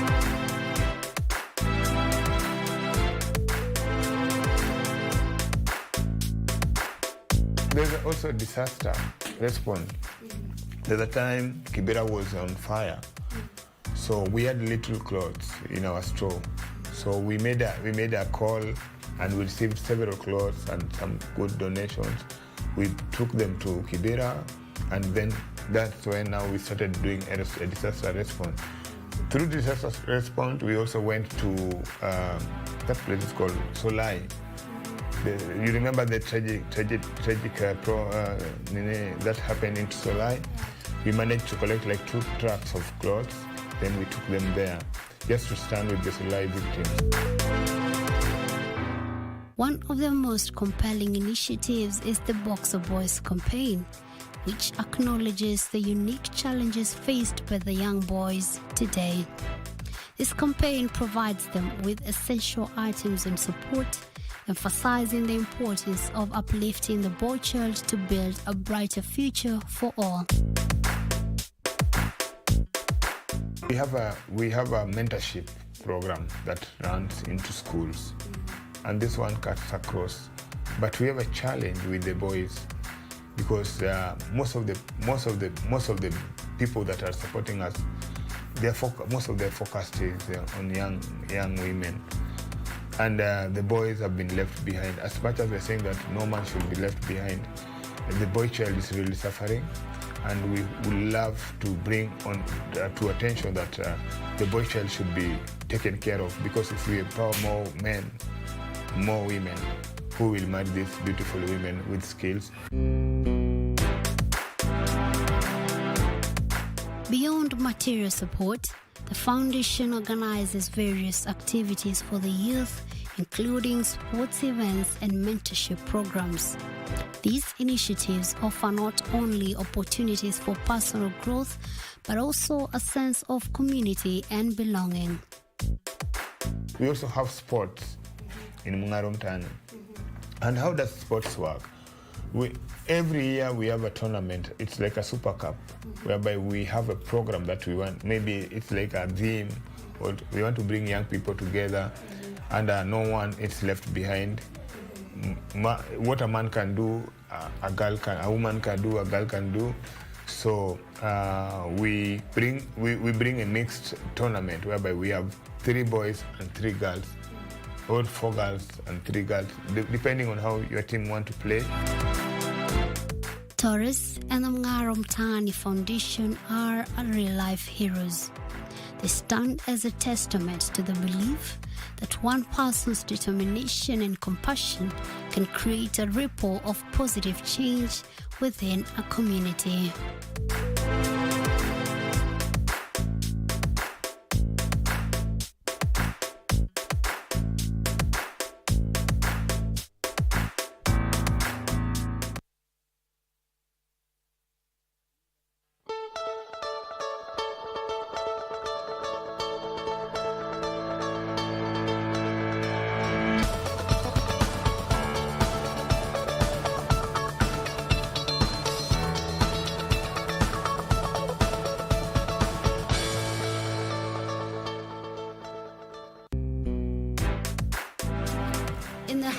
All right, thank you for staying with us. This is Good Morning Kenya. My name is Vivian Degwa, and we go on with our conversations right here on the show. And right now, I am joined by 3 gentlemen. Reverend Professor Josefu Chemeroni, who is the Hub Director, ECLAS Africa Project. And then we have in the middle, Bishop Dr. Stanley Mishuki, who is the chairman, Heroes and Heroines Foundation. And then on the far end, we have Bishop Dr. Zablon Malema, who is the Secretary General, Heroes and Heroines Foundation. And they are here to talk about the Heroes and Heroines Awards that went down last month. Welcome to the show. Thank you. It's a pleasure to have you here. Thank you. If we may just begin by probably for someone who does not know what the Heroes and Heroines Awards were all about, what were you celebrating? Who were you celebrating? If we may, I may start with you, Dr. Mishuki. Thank you very much, Vivian. We are very grateful, first of all, for the KBC for having given us airtime when we came here to discuss about Heroes and Heroines of Faith and how did we select those kind of nominees. First of all, the idea of awarding heroes and celebrating them is when they are alive and telling them thank you very much for what you are doing to this country or to the ministry that they are in. And number 2 is to let them know that we are watching what they are doing. And we want this one to happen so that our generation may copy or may really be emulating these heroes and heroines of faith. So that's the idea, to celebrate these people who have achieved and transformed many lives in this country, in their ministries. Yeah. Event being set aside just for them, just to celebrate them. Why is it so important? It is very, very important because these people have served God selflessly. They have sacrificed their lives. And they brought the light of the word of God to this nation with a lot of struggle. So we found that the world is celebrating their own. You know, the heroes who fought Second World War, First World War, Mau are celebrated and are really awarded and even regarded as good as heroes. So we said, what is happening to the saints? And he felt that something must be done because somebody has served 70 years, 64 years, 62 years. Nobody has said thank you to this person. So it's very important for this generation to know that there is something that is important. People recognize when people serve God and transform people's lives. Yeah. Maybe to you, Professor Chomorion, just how did the event go? How was it? Thank you, Vivian. First of all, let me say that ECLAS, where I serve as director, is based at St. Paul's University. ECLAS is equipping Christian leadership in an age of science. And one of the objectives is to recognize and Now, with reference to the event, it was excellent. It was one of its own kinds. And we could hear it, we could see that from the testimonies of the awardees. It is something they said was long overdue. So it was an excellent event. In the city of Eldoret, I think it's one of the memorable events that we have ever witnessed. It brought together many leaders, many people came to witness, and there was a lot of excitement. Thank you. Dr. Zablon, maybe what are some of the things that were highlighted during the celebrations? Thank you, Vivian, for that wonderful question. We highlighted quite a number of things, but allow me to first of all say thanks to KBC for hosting us, giving us a platform, which actually served so well. Many people knew about the foundation, many people knew about the event of honoring the heroes. And I would say the success we had was largely contributed with the platform you gave us. So we are so grateful to KBC. Now, one, I would say we had a number of things that really came out so clear. And one was that we were able to pull together ministers of the gospel, these heroes from different tribes, and having these senior ministers, the heroes of faith from different tribes, that actually meant Kenya coming together. We saw huge level of unity. And we'd look at it, you know, some of them had even taken some time without meeting. And so that was also another moment of bringing them together. They were so happy, and they spoke out their heart. They actually reminded us of the many, many things they went through when they began to actually preach the gospel. You know, we look at heroes like, for example, those who liberated our nation from colonialism. But now, these ones liberated us from the powers of darkness. They brought the light. And so we saw these men and women of God actually speaking out their heart and sharing their experiences. And it really blessed us when we saw them. It's like rejoining them, bring them together after many years. We would see a man like Tumising, meeting a man from Kisumu, Bishop Ogonyo Gede, and they would, you know, remember the old days, and this was a great union, and we bless the Lord for that. So also we had a moment of bringing the young generation with the old generation together in one tent, one place. And this was like, you know, a moment of transition. These men of God spoke, gave the history, and they challenged the younger ministers to take on the baton. That's what really blessed my heart. Thank you. Yeah, so the celebrations were all about celebrating and honoring men and women of faith. Maybe what are some of the categories that you were awarding at the event? Yeah, thank you, Vivian. Actually, there were two categories that were awarded. First of all, long-serving and effective award. This went to people who had served 60, 70 years in service in the Lord. And these people, they were speaking themselves. You could hear them speaking. You could see them talking. You could hear their testimonies, where they come from, and what they have done, to transform the people's lives, and they're also bringing the light, as my brother Malema said, bring light to the people. And the other category we had was not about the age. It was about transformation. Transformation, it means people who have really changed the lives of the community selflessly, and also sacrificing themselves.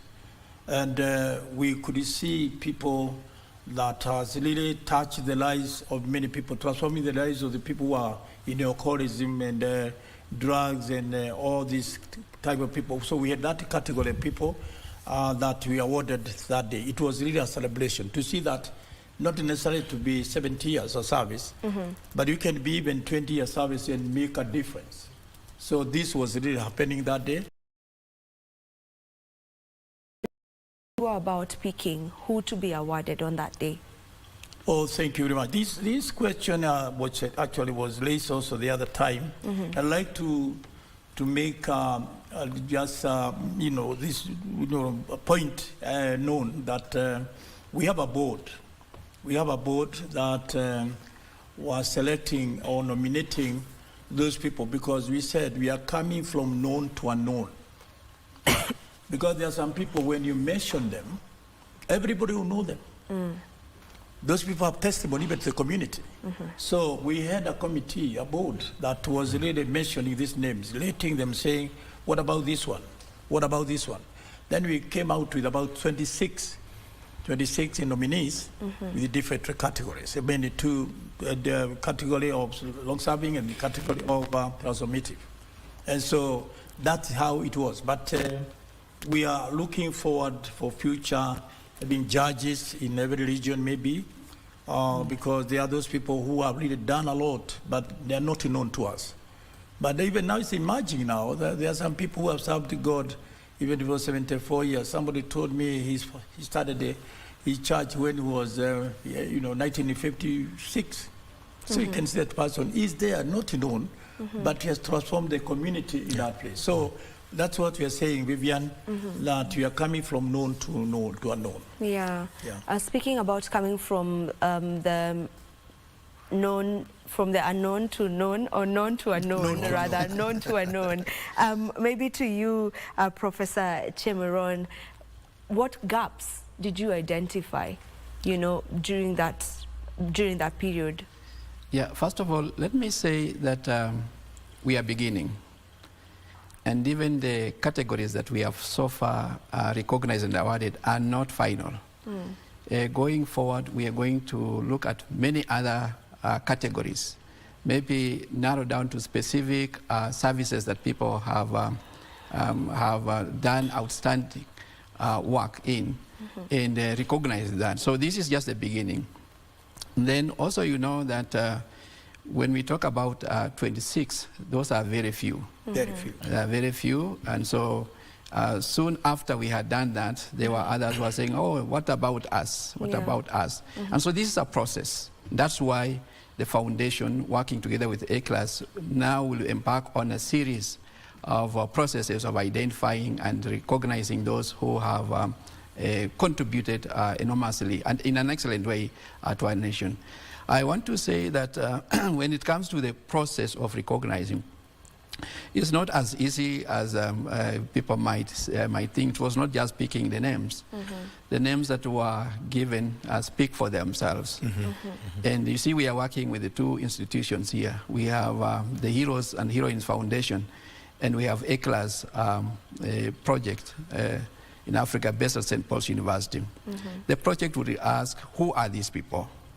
And so even as the foundation had done its due diligence, the project would still want to see their biographies, to see really are these worth recognizing. And so there's a lot. Now, the gaps that I could see, of course, would say that it was big, but it would have been, we want to make it an expected event, perhaps put it in a calendar form.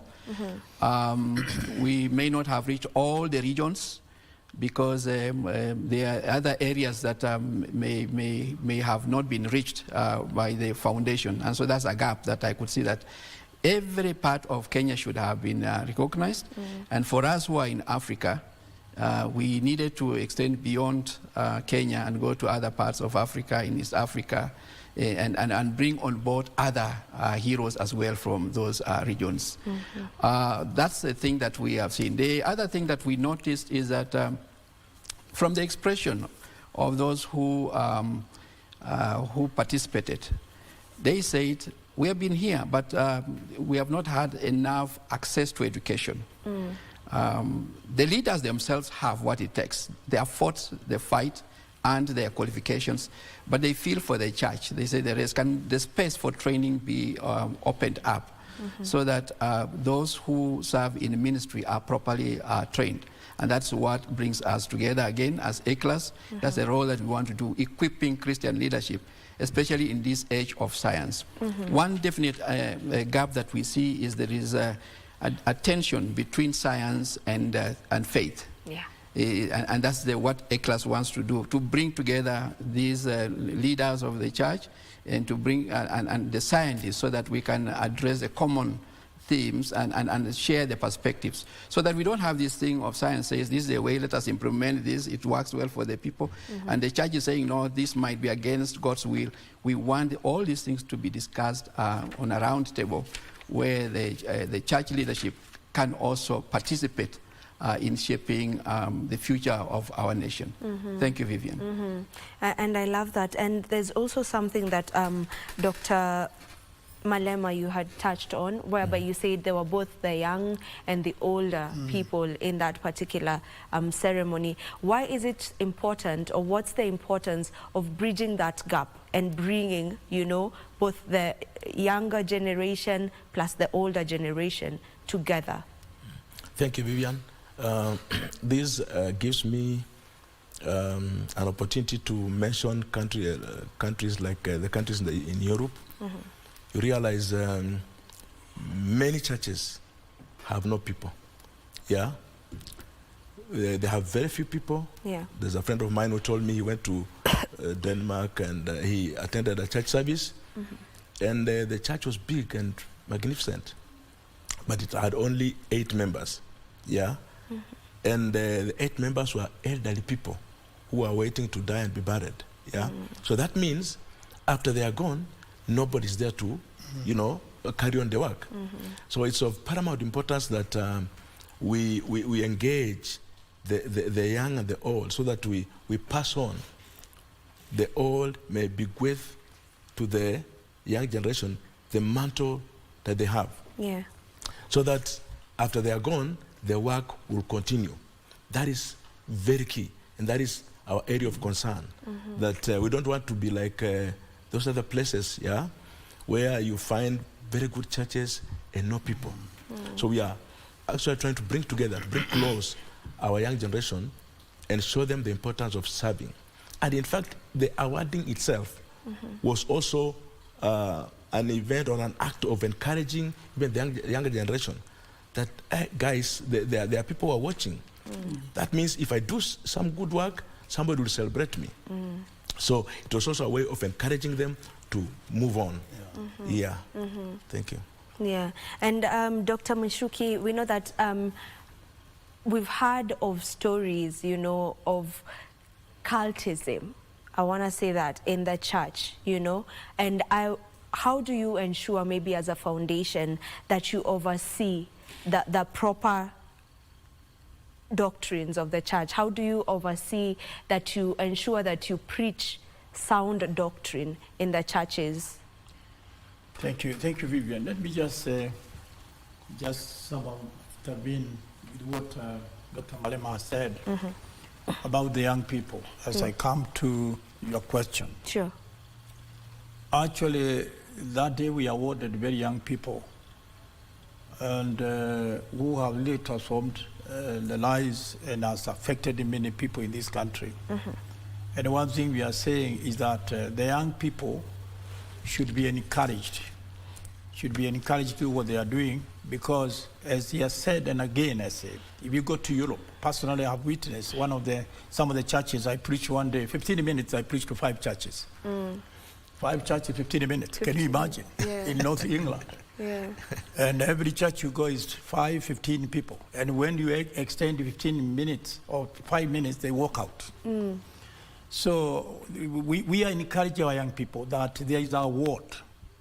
There is something that is good in this gospel. And there is also something that they can be the copy from the older people as they get a mantle to continue. The other thing is about the quality of the nominees. Actually, we know the gospel have been tainted. Some of the so-called pastors who have no father, who did not care. As the Bible says in the book of Judges, chapter 2, verse 10, there arose another generation that did not know the Lord, neither what God has done to the Israelites. This generation we are trying to avoid. We are trying to tell God we don't want that kind of generation to rise, because that generation will make us have calamities, we make a punishment from God, we make a judgment, because if they cannot hear the word of God, it will be very dangerous for us and also the nation. And so that's why we are very happy about building people other than building structures. That's what we are encouraging. We are encouraging even the bishops that are really working with us together. I'm a bishop, I'm in senior spiritual senior spiritual council. And I normally tell the bishops, let us build the institution of people institutions. Because when you build people will build the structures. But when you build the structures, and the structures are really made with nobody, like he has said. You go to Germany, you go to other countries, you find there is nobody in that church. So we are saying, and that's why we are encouraging heroes, and why we should continue, that please build people. Yeah, exactly. Build the young people to be important. Today I'm growing old, but I cannot really ask somebody to support me because I have built my children. I have built my spiritual sons and daughters that I cannot really grow in puberty or whatever. So we are encouraging the ministers of the gospel, even those who are in the marketplace, to build people's institutions. So that's what we are encouraging the young people to see, that we are building them so that they can build the structures. And we have those kind of people. We have somebody like Charles Muri from Muri Children's Family. This man is feeding 6,800 people per month. And he has educated the children from nursery school to the university without paying a cent. This man, if you go to that place that he lives and with the children, he has children that are he has grandchildren, and he has the sons and daughters that are finishing university, coming also to join the family. So you can see this man, he's living very happily. He's now 70 years, he's 75 years, he's growing, graciously, seeing what he has done. That's what we are saying. We build people. Because many people are building only their infrastructures. And then the infrastructure will be left with nobody. Today I'm living with my wife only in a 4-bedroom house. What do I do with a 4-bedroom house? Some have wells. So we need to build people. That's the idea we have for the foundation. And maybe on the question that I had also asked, which is on maybe who is responsible for ensuring that the churches we have are preaching that the proper doctrine or sound, let me use the word sound, sound doctrine? I think that's the one that I was to answer you. Yeah. The foundation is very careful. Actually, apart from being the chairman of foundation, I'm the president of the Kenya National Congress of Pentecostal Churches.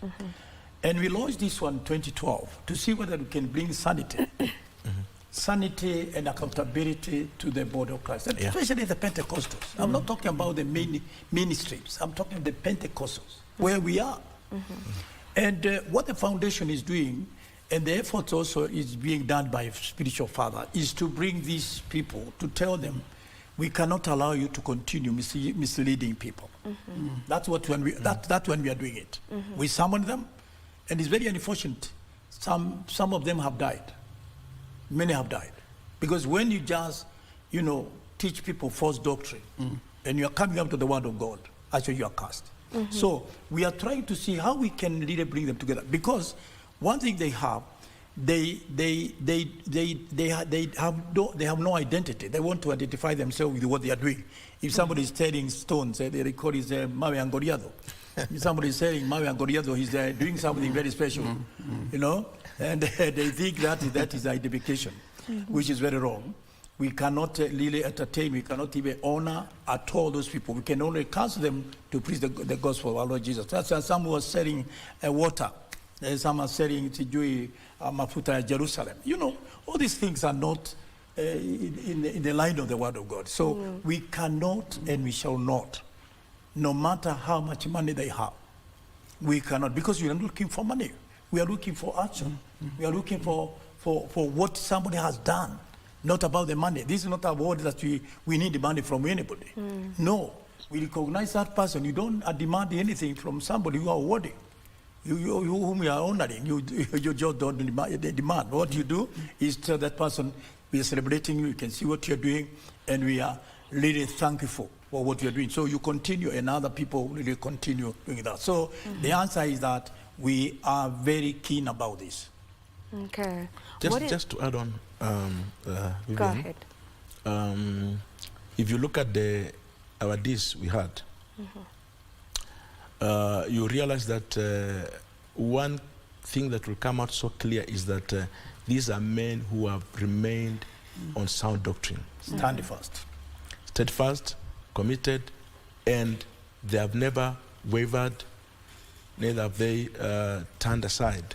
They have remained to the true doctrine. That's why, in fact, that was one of the prerequisites, that somebody must be actually preaching the right doctrine. So what we are doing is basically saying, people of God, this is a good role model. This is people who have preached the word of God without diverting, and we can learn from them. So we presented this kind of people also as a message to the nation that we have genuine preachers. As much as there could be fake preachers, and when you have fake currency, it tells you there is a genuine currency. So we are saying we have genuine men of God even now, who have stood in the faith, and we need to emulate them. That's why we presented them to the whole nation. Actually, Vivian, what is going to happen, there'll be a lot of controversies when the world is asking, why didn't you honor this one? Is very popular in this country. There'll be a lot of controversies. Because we are not going to do that, and we shall really stand with the word of God. We cannot, they could be very popular in the country, because then pull a lot of crowds, even thousand, but they don't qualify to be heroes. Yes, that's how serious it is. Okay. Yes. All right, now to you, Can I just add Prof. on that? Okay. There is a biblical basis for honoring the heroes of faith. If you read, for example, in 1 Timothy chapter 5, verse 17, it gives direction that elders who have served well, that served well, should be honored with double, double portion. And that's a basis. They must have served well. What is well? Well is in terms of doctrine, sound doctrine. Not those who have come through shortcut or those who have selfish interests, but those who have stuck to what the church stands for. And I want to go back to what you said about why bring the elderly and the younger generation. It's because of handing over the baton. And during that time, we could hear those who founded the various churches saying, this is how we want our church to remain focused, not introducing new other things, new teachings, and these are the ones we are calling misleading teachings, misleading theologies. In theology, they would call them heresies or controversial teachings that are selfish, that are not really based on sound doctrine. So how do you ensure that this does not happen? And that's why we are in partnership. For us who train, I'm a theologian, I'm a professor of theology. Our work is to take through for refresher courses and also for new courses, so that we have pastors who are properly trained to stick to the Word of God the way it's supposed to be, other than just reading into the text, getting the Bible out of context and applying it and misleading people and exploiting them. So that's what came out very, very clearly during this conference.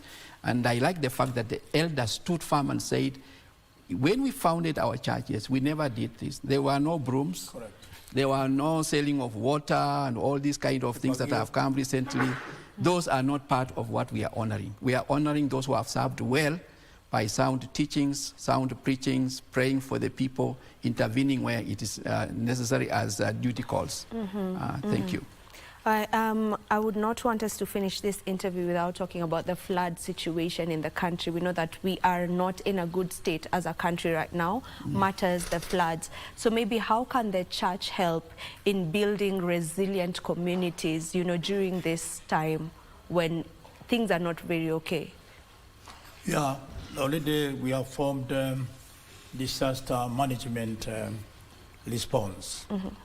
And the engagements are there, they're going on. Also through the office of the Second Lady, Her Excellency Dorcas is doing very actively doing this, mobilizing, you know, the churches also, and also the organizations that are umbrella bodies are really engaged in this disaster management response. So we are really on it, and we know there are many people that are suffering out of the shelter. But then there's only one appeal I would like to make personally. As a leader also. The rains have been there. Even when I remember 1956 when I was looking after the cows and goats. And the other side of the village, on the other side of the village or the mountains and the hills, you could hear the sound of the rain coming towards you, and this was very heavy rain.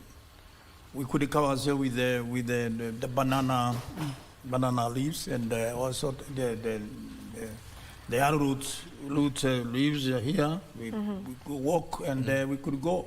But then there were not all these things, because we left the water to go where it belongs. The water has its own, you know, line where the water should go.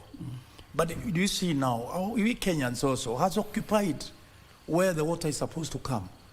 So the water doesn't know me, the water doesn't know anybody, the water is going to where it belongs. So when it gets there and get people, then it has to go with them. So we appeal also to our Kenyans community that God, may the Lord forgive us, because we have really also sinned. Because we cannot be occupying the places where the rain and the water is expected to be. Also the drainages. We have not taken very care about the drainages. Today, we only run like firefighters to go and find whether we can do something at the last minute. So still, we appeal to the people of Kenya, our sisters and brothers, and all these people to observe their security, their protection, whatever they are, because water has to run. You know, and again, water is good. The rain is good, because when the rain comes, The animals are really happy. Wild. But right now it's not even we very ourselves, the much climate of the is goods. good. Yeah. But you see now, when this disaster comes and destruction, they come because either we are careless, or we are deliberating doing this. So, food, I think we are on this. The church is on this. We are organizing, and I think there's something going on. Yeah. Just to add on, maybe. We need to wind up. Maybe just 2 words. Yeah, But and just then very two few words words. We need to finish. A piece of advice to those who are tasked with planning of environment, planning of cities, planning of that they would do. They should actually look at this good planning, which will avoid most of these challenges. Because if you had good planning, you'll agree with me that we'll solve some of these problems. Sure. Yeah. Yeah. Yes, just to add that The fewest first, of words. Yes, to say our sympathies and prayers are with the community, and the efforts are being made, as the Bishop has said. However, what we are witnessing is just symptoms of what's happening globally. And that's why ECLAS exists, to bring science and theology together. The floods that we are witnessing now are not just happening just today. It's because of a global effect. And as if you have been studying the debate around the climate change, you realize that Western countries have emitted a lot of toxic elements into the atmosphere, and that is one of the reasons why we're having this. So we are called upon to think globally and also act locally. Okay. How have we interfered as human beings? How have we interfered with the God-granted environment? And how can we now start rectifying locally, even as we deal with the emerging issues of floods and the victims? All right. Thank you. Thank you so much, gentlemen, for joining us for this conversation. We really appreciate your presence on the show today. But this is where we put a cap to today's Good Morning Kenya. Thank you so much to each and every one of you who started off that day with us. We do this again tomorrow, same time and place. Do have a lovely day.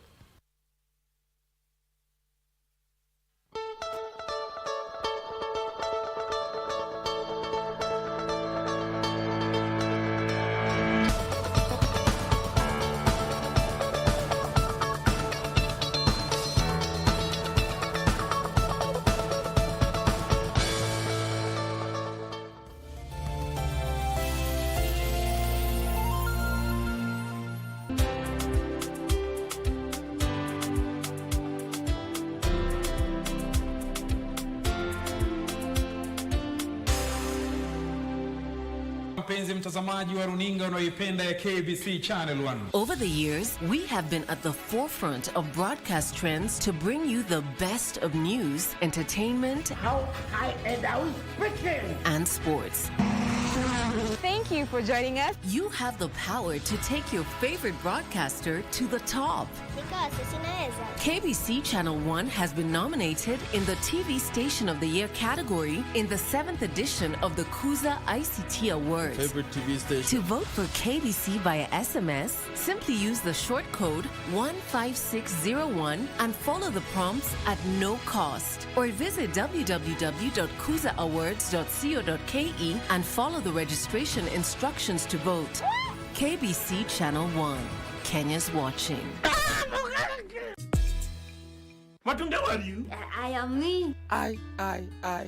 Come out and knock properly. Excuse me, sir. May I go to the toilet? You are growing water and you are becoming backward and primitive. Correct. Sasa wiko wapi sai? Mombasa. Mnaenda wapi kama mtaniliva? Chukua. Mulikula tena mbom. There is difference between kitchen and chicken. Wewe nataka nini kwa maisha? Gari. Don't just locomote in the name of driving a car. You should get a machine. Nimenunua gari na ni mpya. Waende nayo wakuche walete vitu haraka haraka, ziko wapi?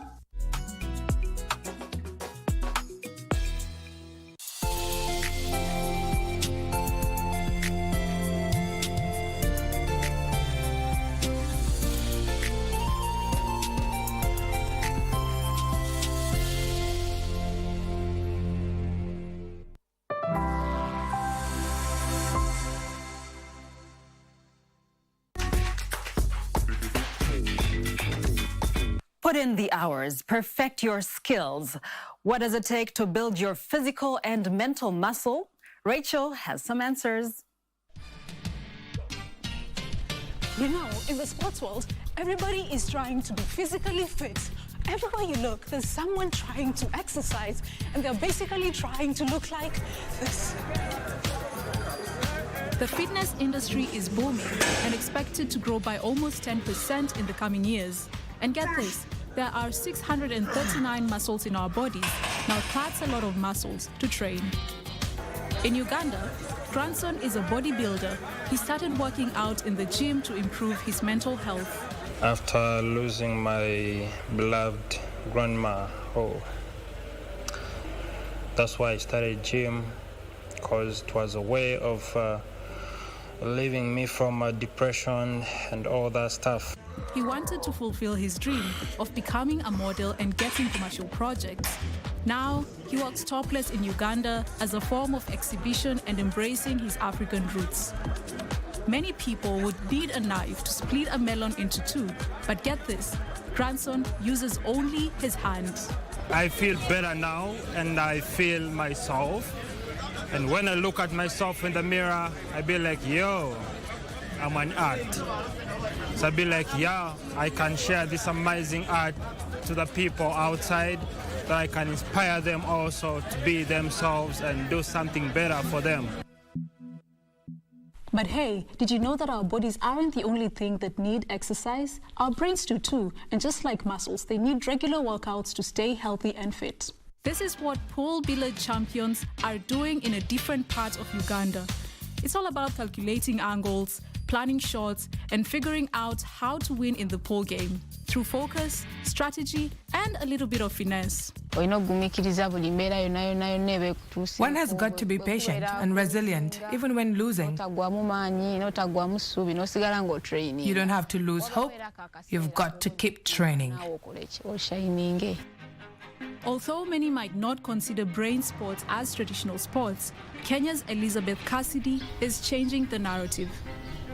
The young upcoming chess master is one of the best in the country and has won several championships. Elizabeth says there are a lot of things to consider becoming a chess master. Before a major tournament, I always sleep early and I'm always nervous, so my dad always motivates me. Elizabeth plays with her father to perfect strategies and tactics. It has become very difficult to hire a coach. Plus now she is more advanced than me. So me training her is a Whether you're hitting the gym or making strategic moves, exercising with your brain and mind is helpful for a champion because this makes you stay physically and mentally fit. Staying mentally fit, having a sharp mind, that's exactly what you need if you want to excel in esports. All right. I know there were times when you would only get sneers if you told people that playing video games competitively for hours is considered an actual sport. But we set out to prove once and for all that African mindsets are changing. African gamers are uniting, showcasing their skills and embracing the thrill of competition. Whether it's mastering strategy in the League of Legends or showing off lightning-fast reflexes in Call of Duty, gaming is blowing up on the continent. In sub-Saharan Africa alone, there are some 186 million gamers, and that number is rising according to Africa Games Industry Report. And get this, you can make some serious cash from it too. In South Africa, players have raked in millions of dollars by winning tournaments in recent years. In Ivory Coast, there's this incredible culture brewing. Competitive video gaming is starting to become a thing here. The mindset has to change because video gaming is now an international industry. The important thing about esport is that it has the capacity to attract huge audiences who come and watch. A bit like other sports. Today, some games can attract millions of people who connect online just to be able to watch others play.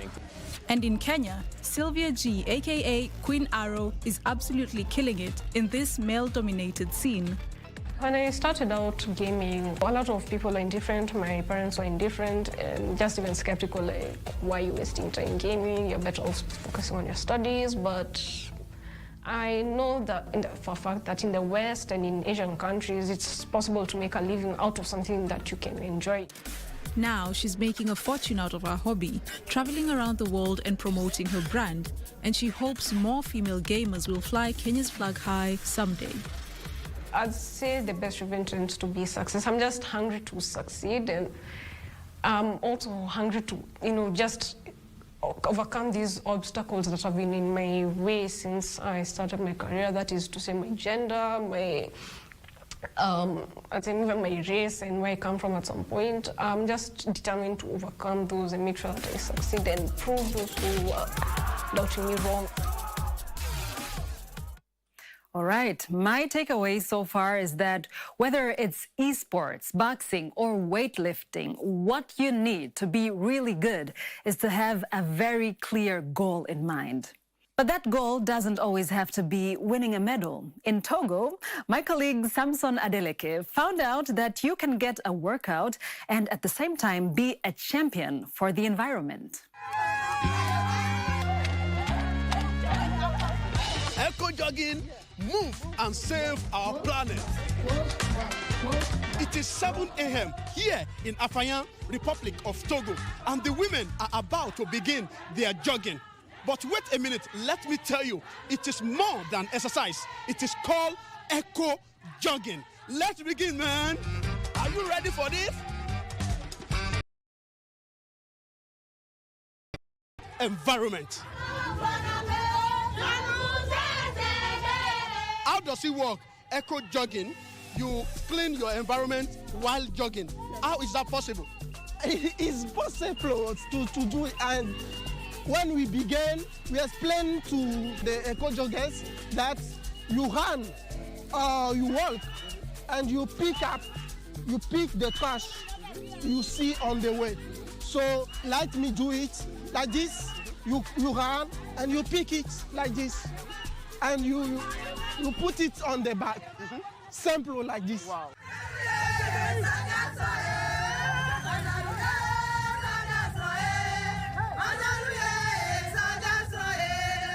How many kilograms of waste are you expecting to gather today?